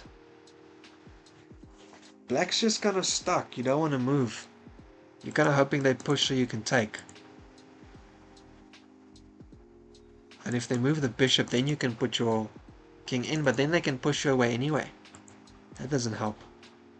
Oh well, maybe it's just not possible for black to stop this pawn now. My sister calls me LP occasionally. Well then. Hello LP, it's very nice to have you here. Be mindful of wrong bishop stuff too. When you say wrong bishop stuff, you mean like this light square bishop can't cover the dark square, right? Yeah, for sure. I'm wondering now if black is just busted, but I don't know, maybe at the right moment they can still try and get in front of the pawn in the right way. Yeah, this guy, I think maybe if you do this and then here, then they can come over. You can push them there. You just can't. I'm really unsure. Make a call. Do you think that black's able to hold this? Do you think white can get their pawn through? Maybe they need to just get their king in the game first. Like even right now, just go take the pawn.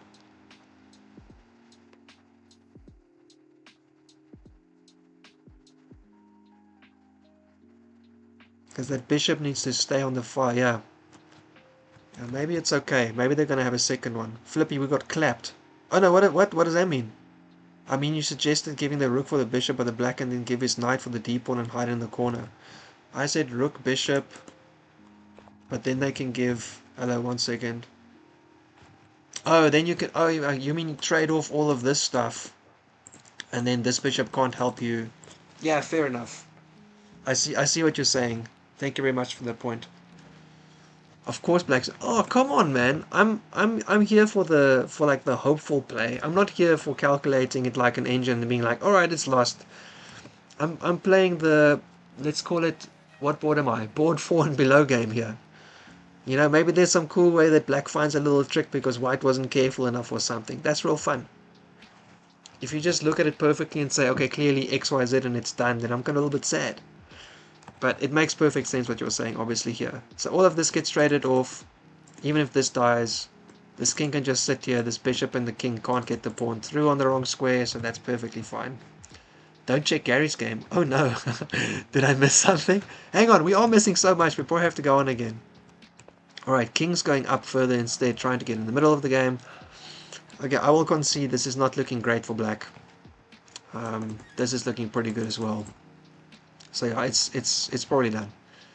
Buffer underrun. Oh no, I just want to go back here instead. Okay, we're going back because this is oh, this is literally the line that you were talking about. Alright, oh, they just moved the king. They didn't do the sack. Alright, they take the knight, take the queen, take the knight, and move the rook instead. Okay, this is not looking good for Gary, unfortunately. Yeah, and the knight takes out the defender of the rook. So here, did you have to just take this way? Kind of insane. Or this way. Then this hangs. Oh, man. Nice little find by white to play this out this way. Take, take, take, take. Takes a pawn. Oh, you moved the king back. It's not looking good. F4 hits the rook. Blocks the pawns. Maybe you can try... Ah, but this pawn is... Oh, no, this pawn's hanging. Yeah, this pawn's hanging. Okay, hang on. We need to continue. Oh, okay, there we go. And black also resigned after a few more moves. King up. Pawn in. Checks the king. Oh, fair enough. Well, you already hung your bishop on this side, right? GG. Just not gonna let it happen that way, hey? Yeah. Here I can take you like that. I can just take out the bishop as well. Oh well. That's unfortunate. Let's get to buffer underruns game. We've got to check this out. Queen f6 was also what kind of nasty tactic is this? There were no options. That's unfortunate. Whose great plan was this? Just checked out your game this round, mate. Pretty impressive stuff. Well played. Oh, for me. Thank you very much. I appreciate it. I had a lot of fun. It's good that you weren't watching the stream, I guess, because just like now, I was spouting a bunch of gibberish, but then finding some okay moves along the way as well, thankfully. There's a whole lot of learning that I'm trying to do, but frankly speaking, my calculation visualization is not where it needs to be. But yeah, it was a fun game. We had a really good time playing. I think my opponent was probably not enjoying it as much as me because they were moving a lot of pawns. But yeah, it was fun. Let's have a look here. So, oh yeah, on this one, there was some nice little pressure down this file. Black had to make sure they take back the pawn first. Alright, they did take the f-pawn. Okay, cool. Did take the g-pawn. Trade some rooks off. Knight comes out. At this situation, I was still kind of wondering if they would play b4, actually, to try and press that knight. But maybe b4, c6 just makes the fun not so fun anymore, and you've got a backwards c-pawn you have to deal with compared to a backwards b-pawn. Alright, so trade off. Knight jumps back into the game. This knight got a little like pressure you can put here, although I guess this other guy can come help defend as well. King can also defend. Maybe you still want to try and get your rook over there If you move your rook over, they have to move their king. They might push a pawn instead, I guess. Hits the knight. Hits the bishop, and now the h-pawn might hang. Doesn't take. What happens if you just take the pawn? Is it just too drawish? Take with the rook, they take, you take. Can they block you in? So if you trade like this and they play f4. Oh, come on guys, I'm still calculating an interesting thing here. Here, if you take the pawn with the rook and you trade off and they play f4. Now you can get out, it's just very slow. Okay, but they didn't. They ran back with the bishop. King comes up helping to defend. Out hits the knight again, hits the rook. Comes across. Trades off some knights. Yes, no, no, but the b-pawn is defended. And now probably you can get your other rook in the game. Nope. King first. Now the rook. King back. Okay, that bishop looks... Okay, now it's unpinned, I guess. This is in distance though. Gotta be careful. King over first. Oh, maybe you want to move your king over before you jump your knight out. Hits the knight.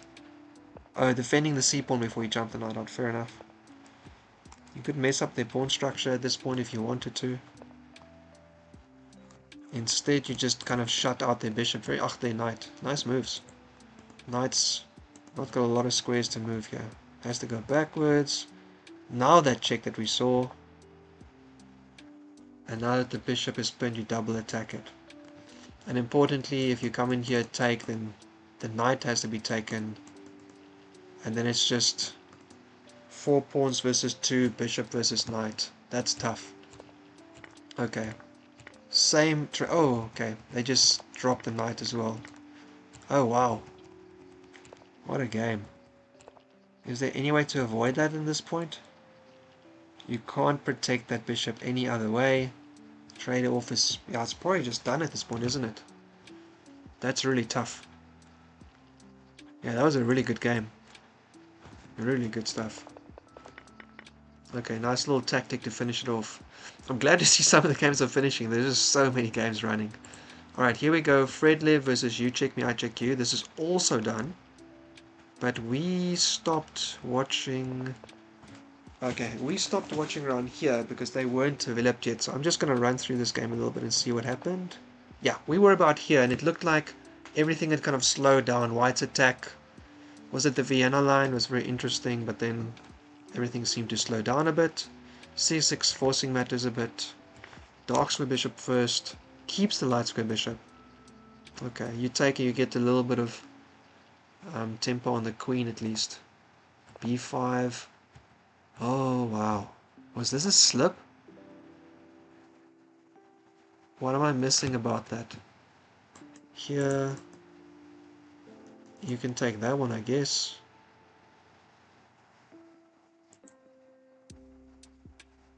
This knight.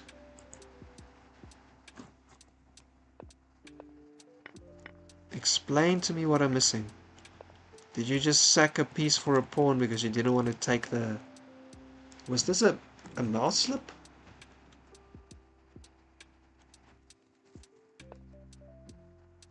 I mean, I gotta imagine this was a mouth slip. I can't imagine that you want to win the B pawn at the expense of a light square bishop.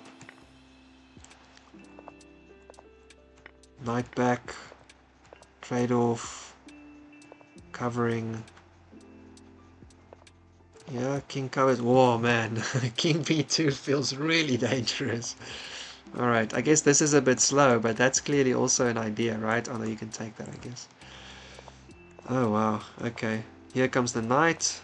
Hitting everything. Defending that pawn. Hitting the rook in the back. Trying to trade off. Trade queens. Pawn.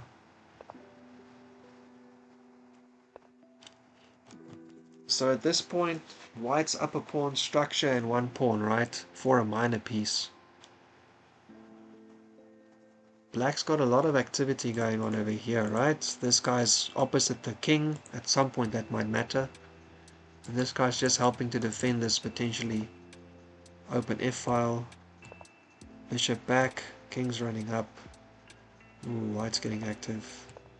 Hits the knight, bishop. You can double attack the pawn, that's not really worth it. You can block the c pawn, I don't think it matters. g4 instead. Hits the knight. Now you can jump into f5. Just goes safely. Trades off a pair of rooks. Hits the knight again, back again. Oh, and gets in, gets active. Takes the a pawn. Now we've got a protected pass on the a file if we can move it far enough. Hits the backwards pawn. Trades off and defends the h pawn. Oh my goodness. Wow, white's getting a lot of pawns here. Yeah. 4 passed pawns for a knight. That is looking really good for white. Okay. I don't even care about the h-pawn. Try to trade off the rooks. The knight will never be able to stop all the pawns. Oh wow, and they just walked into it. That's very unfortunate. Here, and I don't know what you're taking stuff. Oh my goodness. So I'm guessing white had a mouse slip and then they still played back strongly enough to win the game. Wow, very good. LP says going to silent mode on watch on treadmill. That sounds awesome, man. Alright, cool. Well, keep watching. I can see you calculating in the background. Let us know if you see anything super interesting. And don't hurt yourself. I personally really dislike treadmills, but I really like jogging. Although I haven't really been jogging recently. I used to play futsal and then go to the gym, and then everything kind of stopped after my son was born, kind of. So we'll see when we go back to Osaka what's going to happen. Wow, so well done by fredleve, like playing with a mouse slip kind of story like that and then still winning the game. That's the kind of determination, fortitude that you should have in chess for sure. Alright, Skellock versus Osumarko is also completed, unfortunately. We will see where we got to. Yes, I remember this. Oh, okay, hang on. So in this game, white they won 2 pawns. It was just a really nice kind of situation. And then they won the 3rd pawn on the f file. Here we go, 3rd pawn. Okay, yeah, so 3 pawns. Black was just in a really tough spot. Traded off to win 1 pawn back, but then got the knight pinned. Okay, this is where we left off after they did some moves like this. And it looked really tough. Rook d7, you have to defend the pawn. And then they take the other pawn on that side. Yo, just down so many pawns, and also got this guy slowly starting to get in the game. Never mind.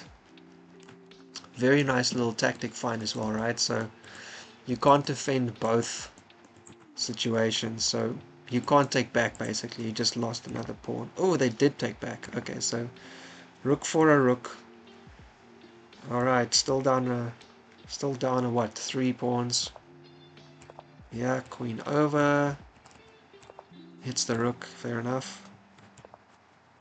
Trades off queens. White's just up 3 pawns though, so this is going to be winning for them in the long run. Beautiful. In this case as well, very unfortunate pushing kind of gives them the pass. So you probably got to wait.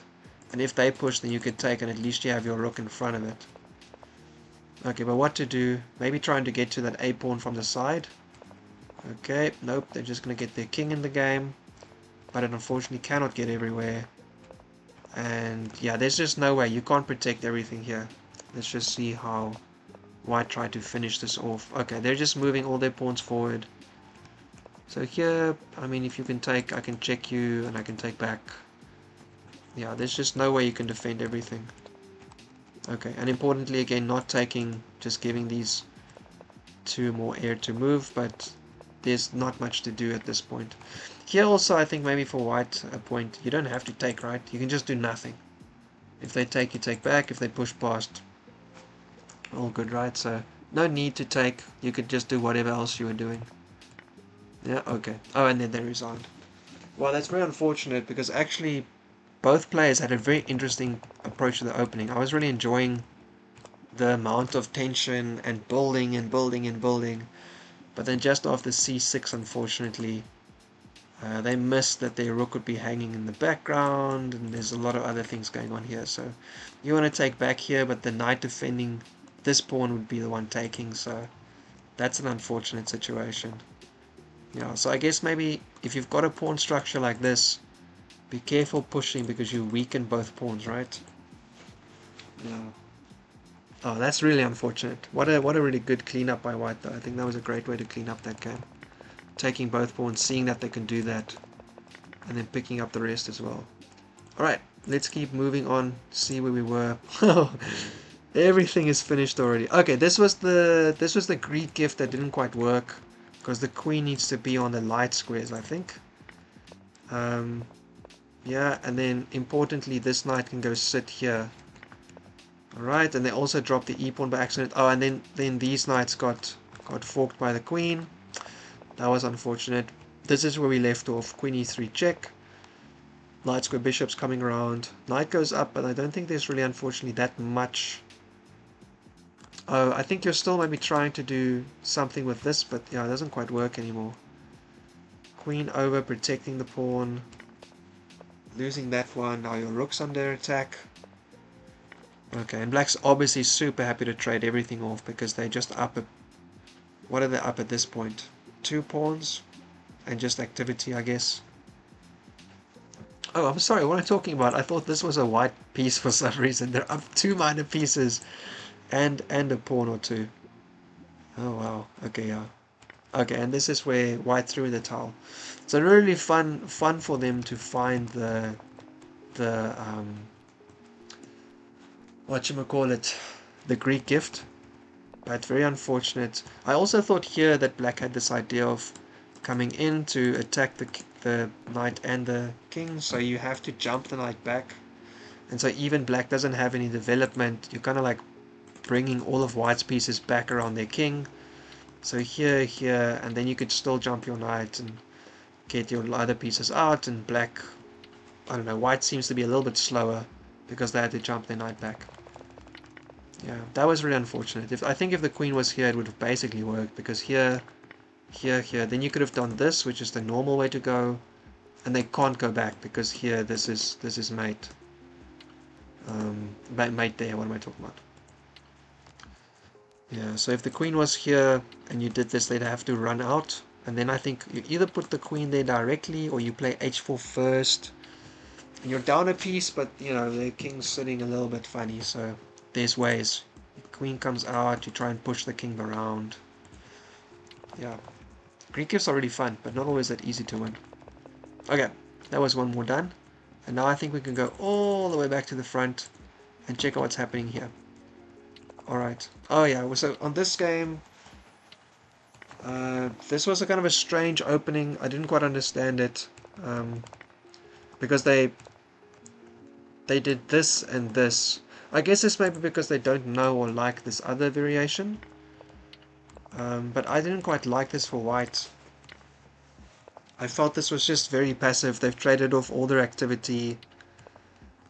You know, this knight on this queen on f6 isn't, that's not where you want to be, but there's not a lot of attacking power to really make anything of it.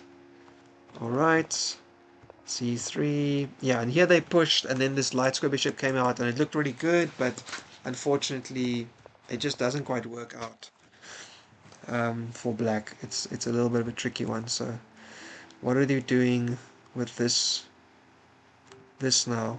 Oh, threatening a little mate. I like that though, that's real nice. Bishop g2, defending the pawn, blocking the pawn again. Takes, queen takes. Okay, we are really trading off. Oh my goodness, everything's finishing as we go. We are really trading off at this point. Oh, I like black's find though. Queen d6 threatening the mate on d2 is real nice. I actually had I just played like a random 15+10 game today, and I missed exactly this kind of thing. Hang a piece by accident, but then it's mate. So I'm really sorry. What do you got? Knight c5 hanging. Oh, that's different. Okay. Bishop x h7 was a gift indeed. Yeah, it was very much a gift. Unfortunately, to the wrong side. Yeah, not a Trojan horse as much as like a pinata. So that was an unfortunate one. Alright, so defended it, blocked it off, we traded off a lot of stuff. And more trades. Oh wow, okay, so yeah, everyone's just trading everything off. I don't know, I guess you can come in here or here, hitting this F pawn, or that way I guess. So get your rook in here, blocks it up, tries to open it up, still defends it at least with the knight. Here comes the other rook, everyone's got an open file. And white offered a draw. Oh wow, and that's all they wrote. So let me actually double check top spin's game, right? Top spin's game is where?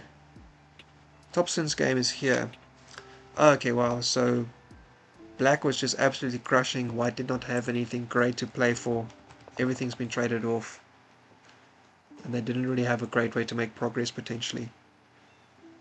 Yeah, wow. I mean, this looked really fun at the start. Over here, I didn't really like the way that white opened up. I felt that they were kind of trading off everything.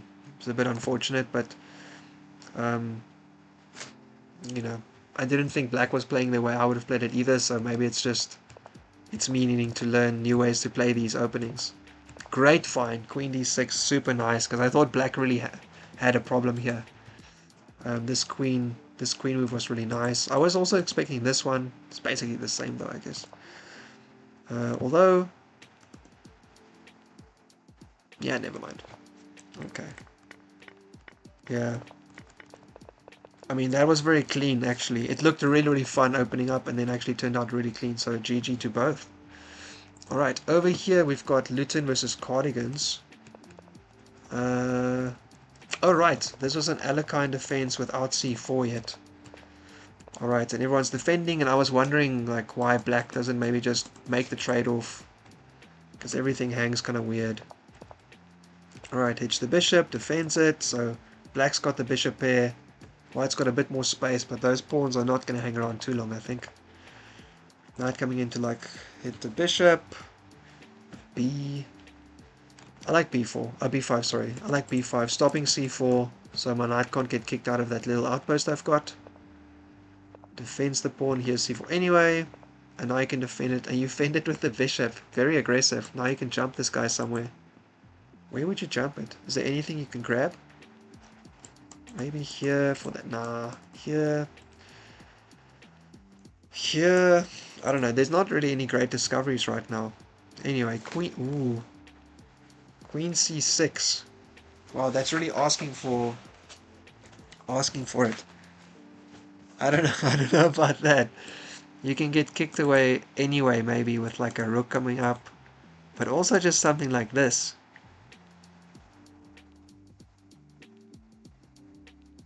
You can't go there. Maybe you go here.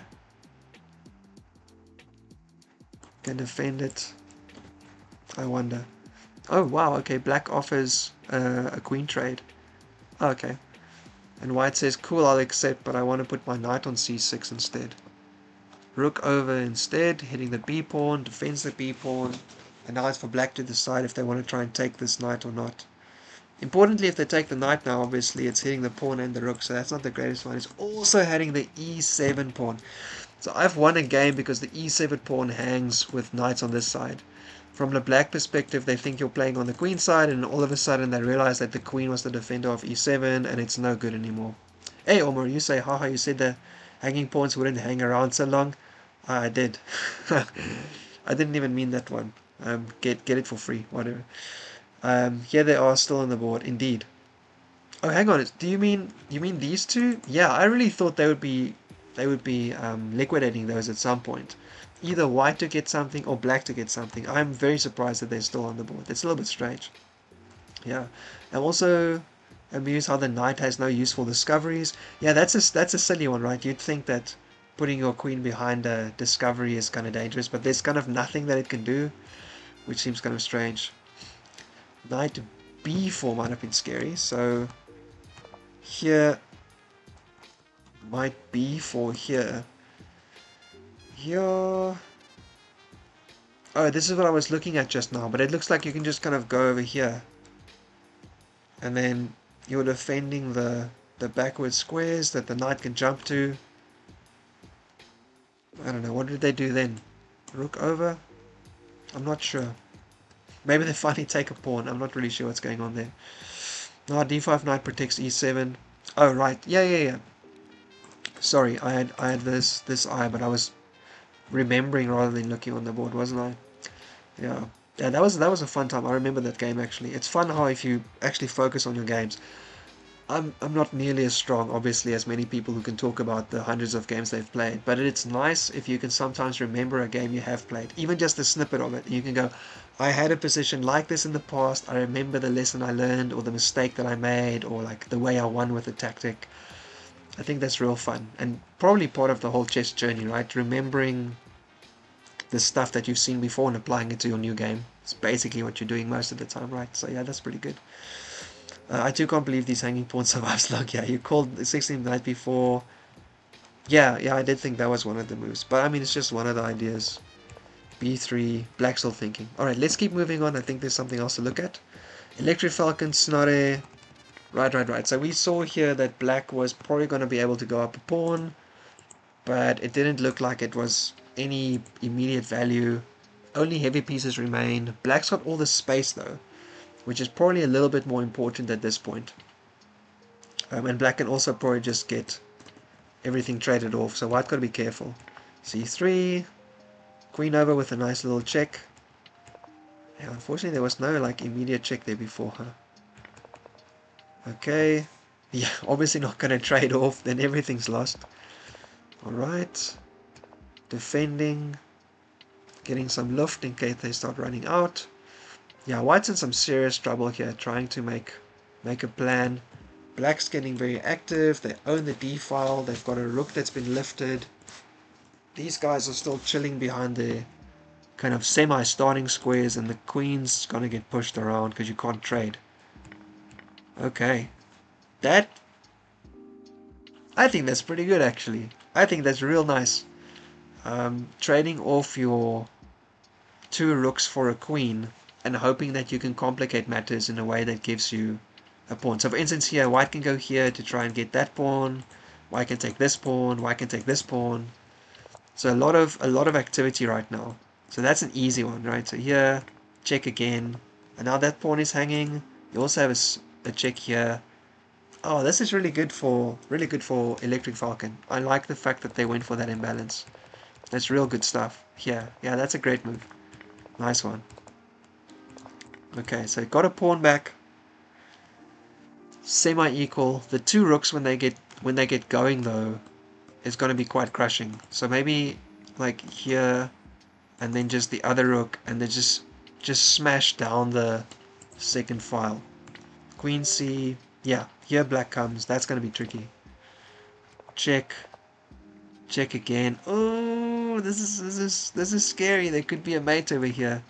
F takes again. Takes there. Queen checks. Yeah, and importantly now, because you've pushed your pawn, basically it's mate, so you gotta be checking. Check. Oh, you could take there, but then I guess you could get one of these in. So can't do it right now. Hits the rook. Also hits this pawn, which will be a good one for white to take. King c1. Takes the pawn, yeah. Alright, so now you can take there, and the king can run around. Also, this king is on the opposite end of the board. This is fantastic. I'm loving this. What am I missing if you just take that directly with check? Am I missing something? King can go over there. Then you can still defend it. Okay, but they decide to do this instead. Oh, I think white just got it. Yeah, the rook hangs. Oh my goodness. That is insane. I'm so impressed. Okay. Now tsnara's on the back foot. They've got an extra pawn, but it's a rook versus a queen. Wow, really nicely done by white to get that imbalance and look for the advantage, because I think black just had all of it coming out of the opening here. Wondering what black could have done here. Or basically just don't get into a position when your king has to go between your rooks, right? That's kind of the main point. What happens with this though? They go up and you can do this. Oh, they maybe just went the wrong way around. That's really unfortunate. Yeah, that's a very unfortunate one. Okay, queen over. This is not going to last too long for sure, hey? Probably this is going to get called in a bit. Up a pawn, but down a queen for a rook is a tough way to play. Although, if all the pawns are gone, it can still be really flippin' hard to mate, right? Queen versus rook can be incredibly frustrating. So yeah, I think it's important for white to make sure that all the pawns don't disappear, because otherwise it's still a marathon sometimes to get the win. But I guess they'll be able to do it. Let's go back around. Okay, hang on. Here's another game where we... Okay, hang on. So we saw this. We called this one with taking the a-pawn and back and queen. Okay, but I called it this way. I thought you would take there and then get your rook in. So instead you hit the queen and then you get your rook in this way. Okay. Okay, so that's a different way to go. Nice though. Same idea. Then you get your rook in. They trade. Okay, so it's everything equal except white took an a-pawn. But also black's got a lot of activity. Hits the queen. Queen steps out. Gets some lift for the king. Gets behind the pawns. Defends it with the queen laterally. Very nice. King steps up. Bishop steps back. This gives your rook some lift potentially. Getting aggressive. Double defending. Hits the queen. King comes up. Gotta be careful. Oh no! Oh no! It hung the bishop. Oh, unfortunately, black just didn't see it, did they? That's really unfortunate. I mean, there's no like double attack threat here, right? If you just move the bishop out of the way or defend it, you know, they can come here, but you've got enough defenders of the pawn just now. Oh, that's real tough. Okay, so just a little blunder by black, unfortunately. Really fun position, though. I wonder if they don't hang this, who's better here? I guess still black, though, because they've got a lot of activity. A very active knight, rook. That's really unfortunate, though. Tough one. Tough one, tough one, tough one. Alright, over here, this game is finished as well. Hang on, did we see... No, we didn't see this finish, so let's go back. Oh, this is Gary's game. Okay, hang on. So there was this tactic that unfortunately didn't work regardless of what you did. And white found it, so real unfortunate going down some pieces and pawns. Rook over, trying to get some activity, trying to hit the pawns. You can't go there because you're dead in the back rank, so get some lift first, trade off some more pawns. King over, trying to stop at the promotion, but unfortunately now when you do that, kind of no good. Got to take first. There we go. Still down a piece and a minor piece. A pawn and a minor piece. That's tough. Oh, and then they walk into a fork because what to do, right? Yeah, there's only 3 moves you can make. Unfortunately, none of them are perfect. This pawn's also hanging, but they walk into the fork and GG.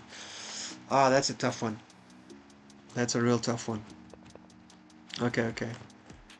GG though, really nice game. Did we? Yeah, we saw this one ending. Yeah, that's the one we saw ending. We saw this one ending. Oh, I think we might have actually finished our round of games. We saw this one ending. We did not see this one ending yet. Oh, we did. We did. This was the one with the extra pawns. Yeah. Yeah, and there's just no way they can stop all. And then the king eventually came. Okay, we saw this one as well. Alright. Yeah, we saw this one as well. Okay. Alright, I think we actually like made it. We made it through all the games that we were watching. Except these two. Okay. Alright, so let's finish these two. I don't think I can do more. It's way too much. Lamppost Chest by kygreek. Kygreek Lamppost Chess. What does lamppost chest mean? Meaning? I'm kind of curious what that would mean. Lamppost chest. Okay, in the meantime, we've got 2 games left. This one is the one that has the most play in it, it looks like. Knight up, pawn up. Oh, okay, and they eventually did trade, and now these guys are both being attacked and not defending it. Okay, I guess because you go here, I attack you again, and then I can even like attack. No, I can't. Was that a slip? Why are we not trying to defend our a pawn? Is the Oh, hang on, I'm insane. If you take it, then I put my rook on a7, a8, and your knight's gone. Alright, black with the little tricks, eh? Very nice. Alright, why it's not falling for it? Oh wow, and that's it. Okay, this game is moving very slowly. So we can have a look here. Here we go, we saw that check. King's back, check again, king's back, check again. Okay, interesting. Electric Falcon really just looking for the checks. Can't trade. Can't trade.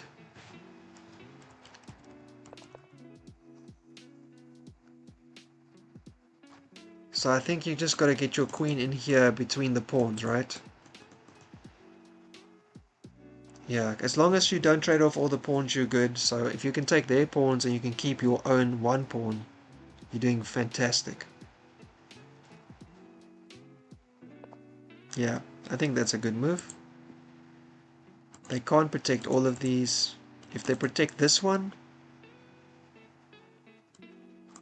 you can get here and then here.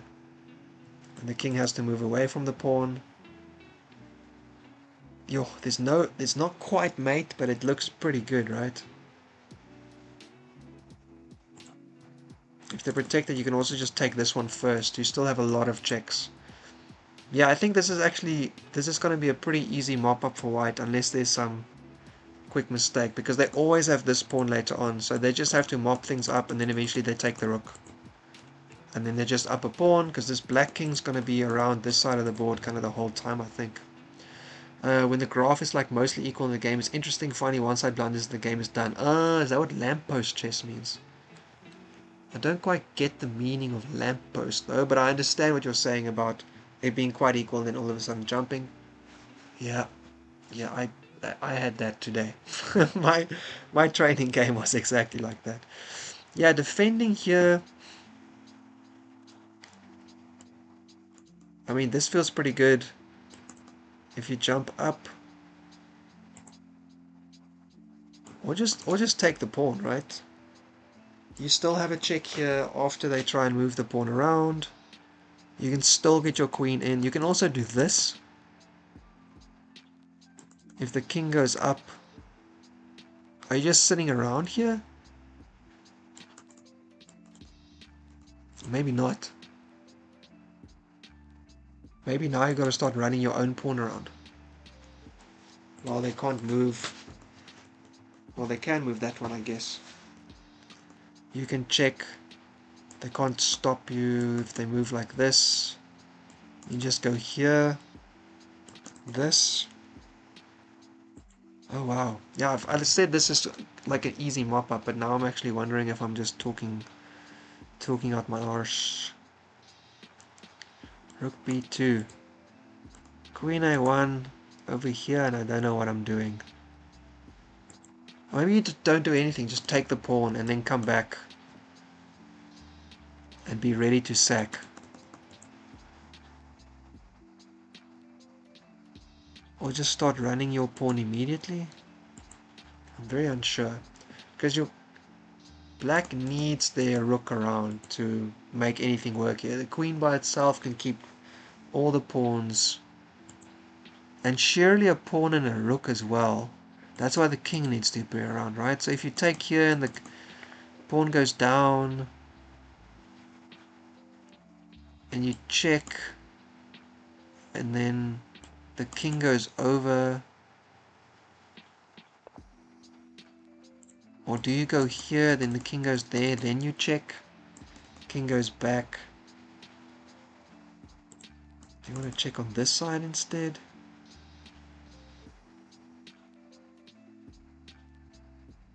The king can just never walk away from the pawn, right? Because then you can literally just come sit here and it's gonna be trouble. Also get this at the right moment, might be tricky. I wonder. Imagine you check now and they walk away and you come sit here.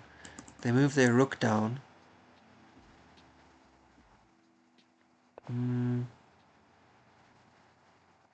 You check them here. They've got 2 squares they can go to. No, that's actually not so good. Maybe this is harder than it looks. Here.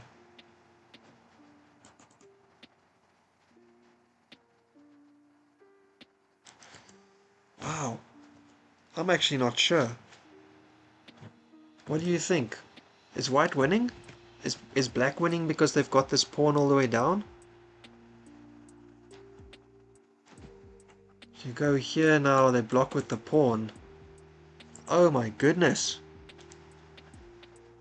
This is crashing, hey, isn't it? How do you do this? What do you do? Okay, hang on. You go here and you hope they push, and then you checkmate like this. Okay, so here they can't push immediately, right? They have to like move the king out of the way. Here they have to like defend the pawn.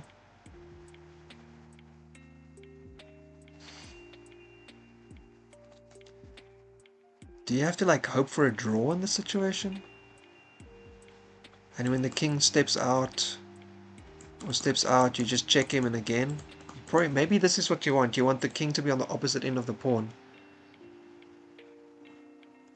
Yeah, someone's saying the king is a fighting weak. Black's winning because of underdog. And again I think of what's up, dog? Nothing, what's up with you? Yeah, because of underdog indeed. Electric Falcon always also like keeps going online offline, which looks really dodgy. I don't know what they're doing. Are they sending like Morse code to themselves? You know, three beeps for this is good, 4 beeps for this is bad. I'm not really sure what's going on there. Okay, so I think 47 is queen b4. This is the best move I found from just looking quickly. It attacks the pawn. And if you move it, I cry. What am I talking about? Oh no, if you move it, then I mate. Oh my goodness, that was the whole point. So it attacks the pawn. You can't defend it with your rook like this, it hangs. If you defend it with your rook sideways, then the pawn's not going anywhere, so we're doing pretty okay. And importantly, you can't back off the rook, because then I can just push your queen, or push your king out. And then what? Here. Oh, I don't think this is good. What happens after this?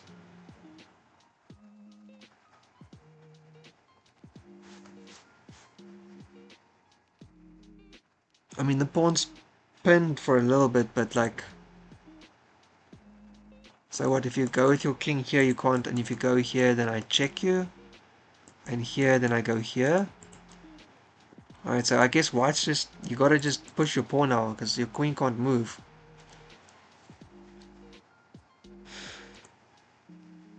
Hang on, if you do this, then I can like... Oh no, because it falls with check. I was gonna say like you sack the pawn and the rook for a queen or something, but... Never mind. Maybe this is okay? The pawn's protected, right? So you can move your king out of the way.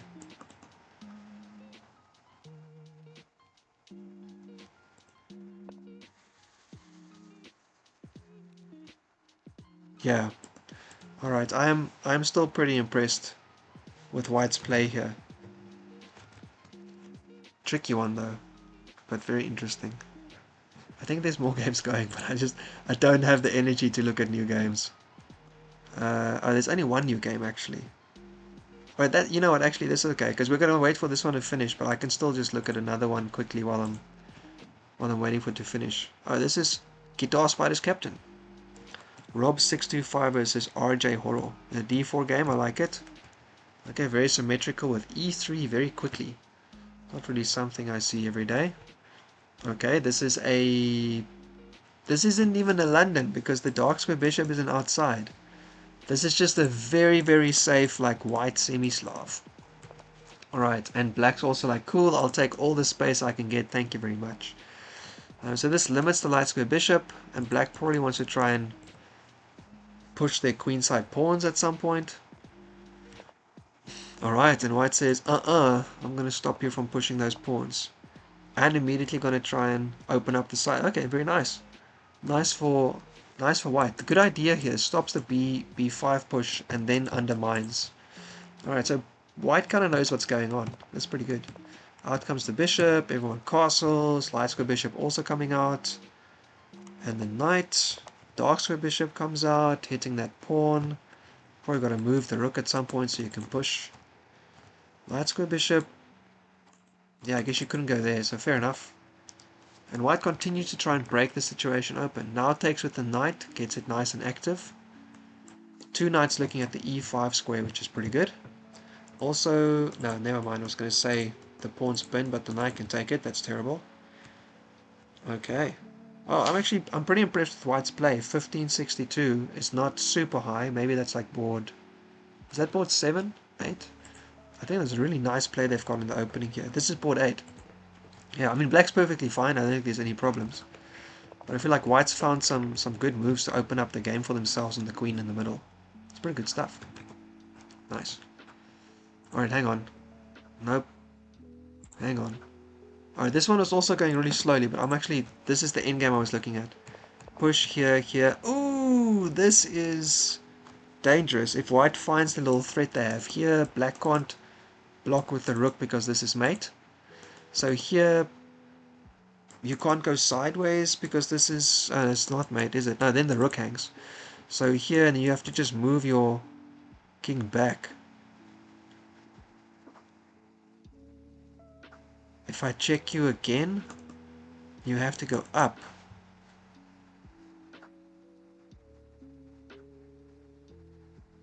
Check you again, you can go up or out. Actually, out is pretty good, so probably you don't want to do that. So here, back in, and then back again, draw agreed. Wow. Okay, so if black doesn't fall for the little tricks, I think at least it's a draw, right? I don't really know what else you do. Currently, white can also put the queen over here again, or here, just covering the square. Maybe this is okay? You can't push because I'll take.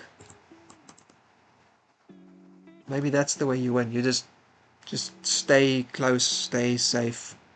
Pins the rook as well, so the king basically has to come back. And then you just go here. But that's a draw again.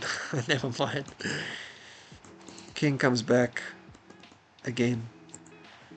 Okay, so I think white's best chance is to try and, like sneak in a mate here. But otherwise, I don't see a way to win right now, so maybe it's a draw. Let's have a quick look at this other game. Okay, didn't fall for it. Still hitting that knight. Now back to c5. Double us up rook on the on the b file. What are we trying to do here? That I don't know. Maybe you're trying to break with your a pawn. Oh, sorry, too many. Hit the light square bishop. Decides to try and trade knights. Okay, so I mean you can take the light square bishop, which is probably a nice trade for black. And they still haven't traded these pawns. Omertal, I don't understand why these pawns are still on the board. What is happening? I mean, it's a way to play. I'm just so surprised. Yeah, and the game is not progressing super fast either. They've been playing... Okay, now so they're taking the light square bishop and they're taking the other knight. So it's two dark square bishops. And a pawn structure that is still unresolved.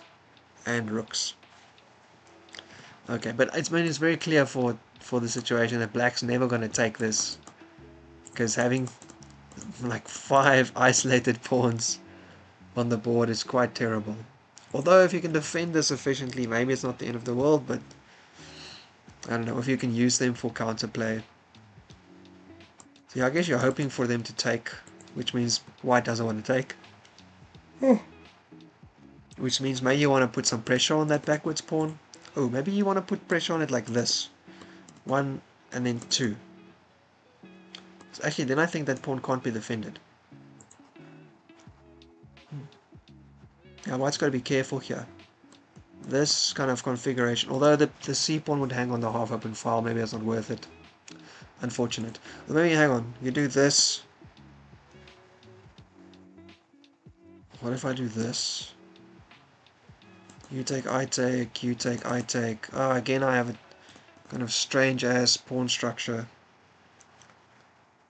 I mean, it's not the end of the world, but it's not something you specifically want.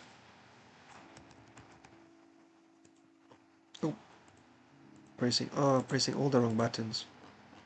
Here we go. Okay.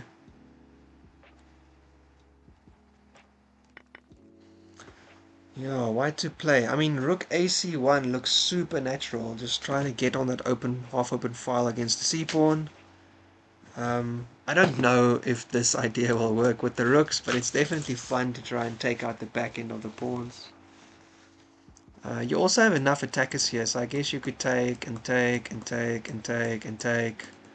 But you know, this is just silly. I don't think there's much going on there. Rook AC1, and they come onto the A file. I mean, you can protect it, I guess. You can also just take, let them take, you take, they take, and then you take, and you're also kind of liquidating the center and hoping to keep one of these pawns. If you could keep one of these, if everything gets traded off and white gets to keep a pawn over here, that would be pretty strong, right? I gotta think that'll be okay for them. Top spin. Nope. Oh, electric falcon, this is the one. King over, yeah. And now again, just go here, trade. Oh, draw agreed, or I say trade. Draw agreed.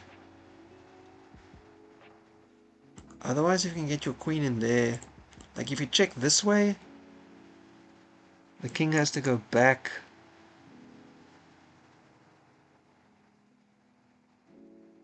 But there's just no way to get this done, unfortunately. Yeah, I mean, you can't expect him to do that. That's just silliness.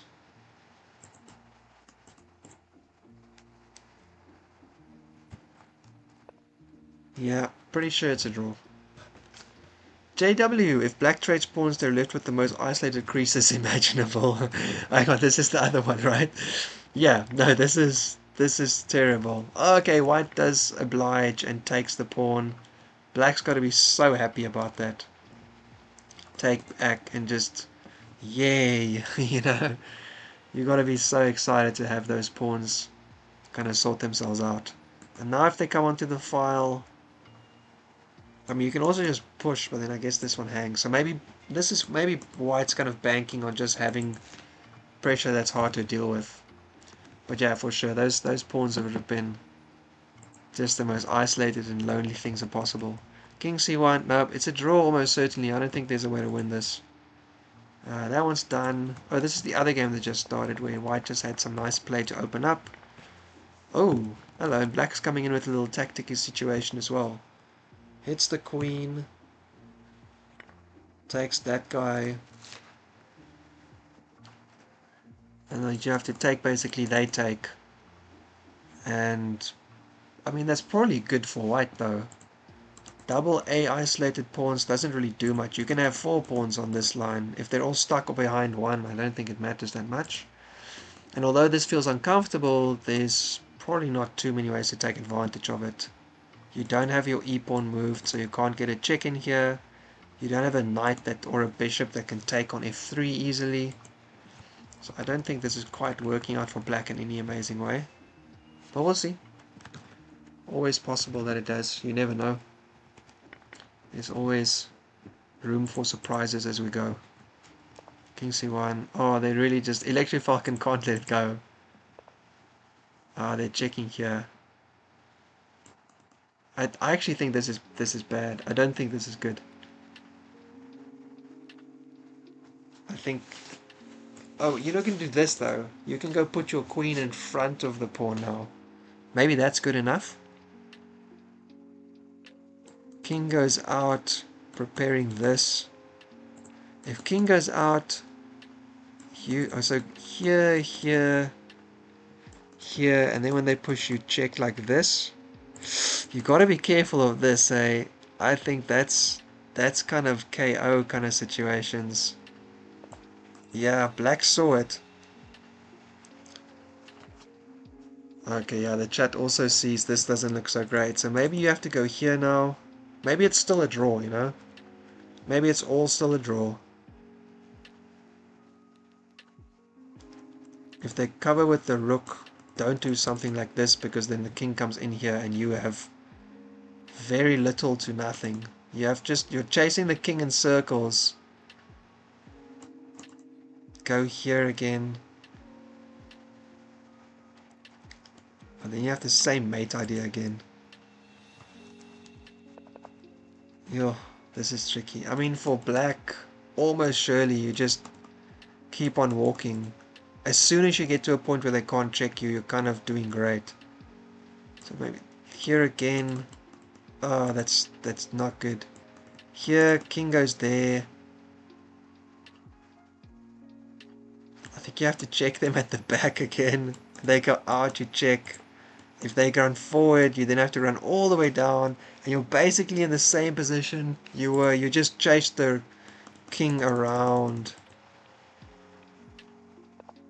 Ooh, gotta check him here. Gotta check him there. Gotta check him everywhere. If you check here and they move backwards, keep checking, I guess. Oh, that rook would be hanging, so that's something that I'll be careful of.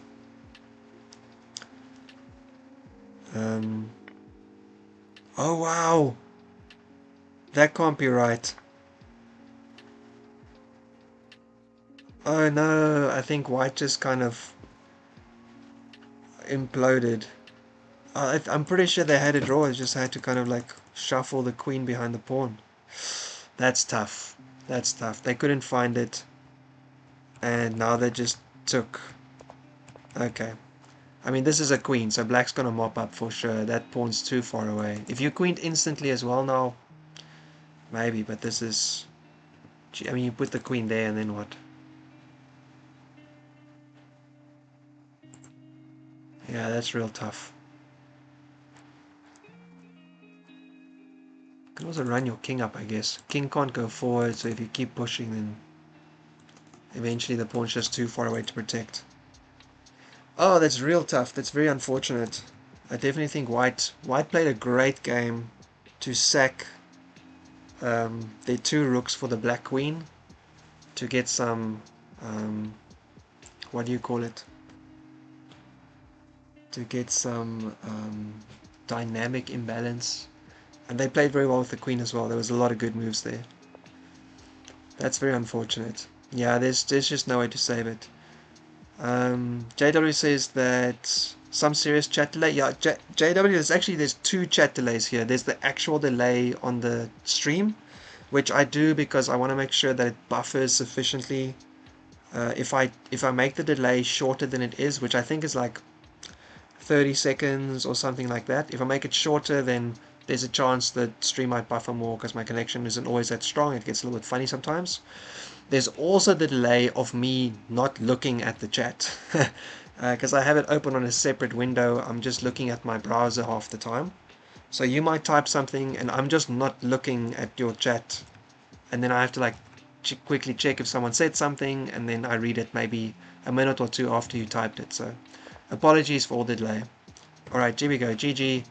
The king has to step away from the pawn, and I don't know if white's willing to play for drawing chances against a king and a queen, but there's literally only one pattern where that happens, with your king sitting on the corner between them, on the side. So I think there's only one pattern where that happens. Maybe there's... I mean, it's a similar pattern in the corner, basically, right? Yeah, if it's your move in a corner, I guess there's also a way to stalemate, but otherwise, not much to do here, unfortunately. Ah, tough one. Alright, GG. Alright, and on this side, we're still going. They took back, they got onto this... Oh, wow, okay, interesting. Black took back with the C pawn. So isolating, not clearing up, but having a very strong center against this isolated D pawn. And they got the D pawn as well. Alright, oh, and a very nice resource to protect the back rank. And now in this case, I think you're literally just doing this, and then that rook is on its own. You can jump it forward, but yeah, it's basically going to be sitting in the back. And don't take though. That's if white gets this, then you have to defend everything. Uncomfortable. Also, if you take white takes and you try to defend this pawn by moving your king forward, then this pawn hangs because the pawn is pinned to your king. Yeah, bishop c5 looks good. I like that. All good. I took a while to show up, and then I realized the hand left in a real indicators of what I was talking about. Ah, that's all good, man. Yeah, no worries, no worries. I'm just trying to explain because I had a chat with Feet is on the stream a lot as well, and they were also like, why is it so delayed? And basically because my connection isn't always strong. That's the main reason.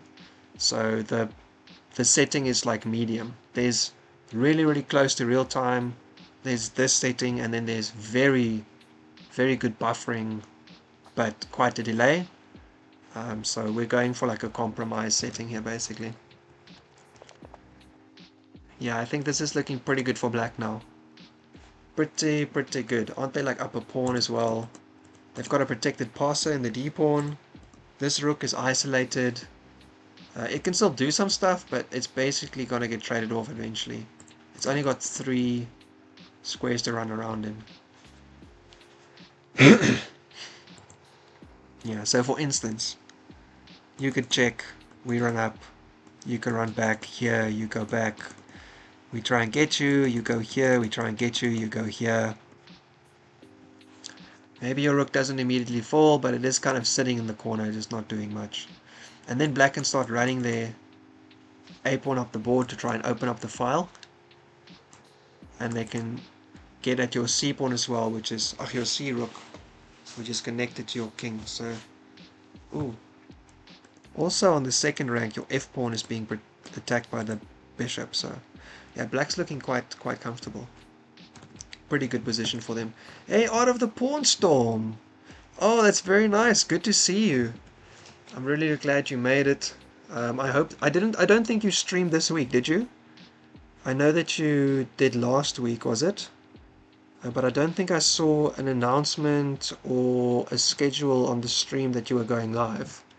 So maybe for the coming week again? Yeah, our timing is way off. I mean, for instance, the JB, the John Bartholomew games, it's like 3 a.m. for me. So, you know, there's some time zones that are just very incompatible. If I have to play someone in America, a lot of the time they have to play in the evening, I play in the morning, or I play in the evening, they play in the morning, but yeah, the time zone can be real tough. So I'm glad you made it. Definitely nice to be able to see your face in here for once. I do hope that we'll see your stream as well at some point again. Yeah, and I think white's in a bit of trouble. In this game, black pulled out a little trick, but I don't know if it was worth it. This isn't actually so bad. Having this pawn here can be pretty good. These guys are doing nothing. Okay. Oh, and this is all that's happened here. Okay, so we're definitely not going to finish this game. I don't have the time. But opening up now, looking at this position, I've been quite impressed with white's play so far. Black's fine. I don't think they're super worse.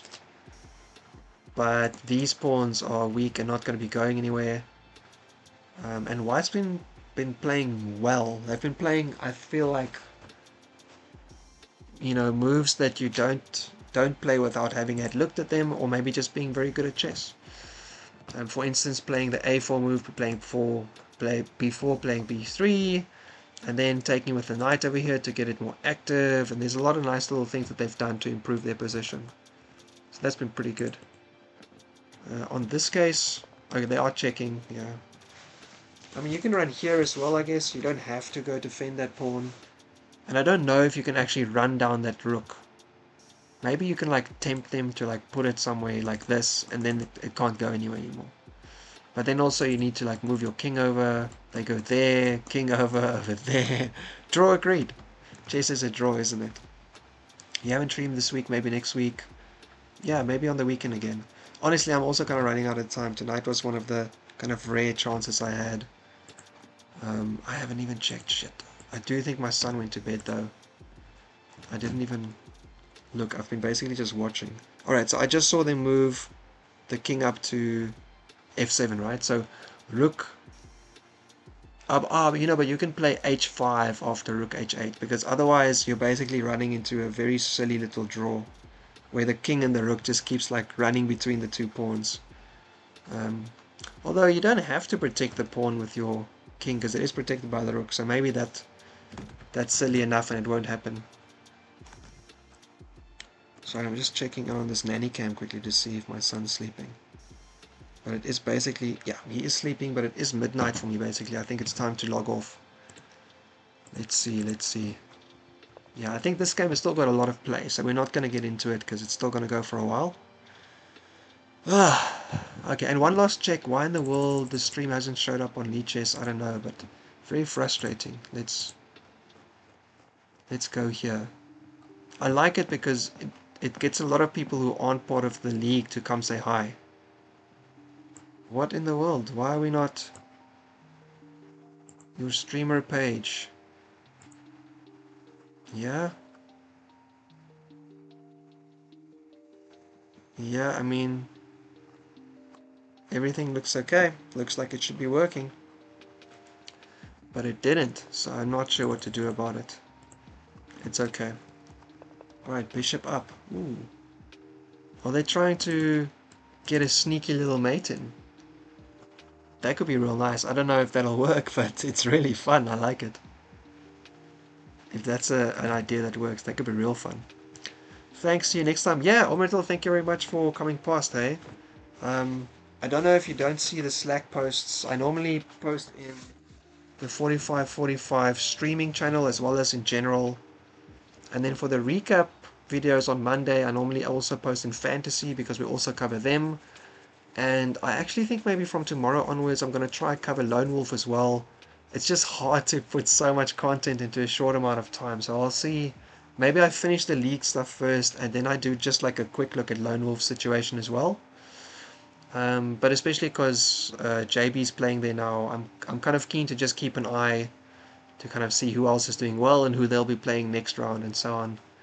There is a lot of hype around that light, so I'm very interested to keep at least a bit of an eye, even though the time zone is like a disaster for us. Alright, I'm going to call it now. I have no idea what's wrong with Lichess not picking up the stream, but I'm so glad to have had people to come join us as well. Anyway, it's nice to be chatting and not just chatting to myself. We'll be sharing with the players as well later on. Hope that they enjoy seeing a bit of the analysis, although it's too many games. We actually couldn't cover half the games in the second half. They basically finished before we got around to them again because there was so much to look at. But so yeah, that was a bit unexpected. I didn't really calculate how many games we'd potentially be watching, but it is nice to have so much going on. I had to have some stuff to look at. Alright, that's it. Thank you very much for coming past. See you guys in the next one. The next one will be tomorrow, almost at the same time actually, 30 minutes earlier. Tomorrow is the recap stream on Mondays, so I hope to see you there. And yeah, let's finish off week 3 and get into week 4 tomorrow then. Be safe and take care, and see you guys in the next stream there. Be safe, and thanks a lot for coming past.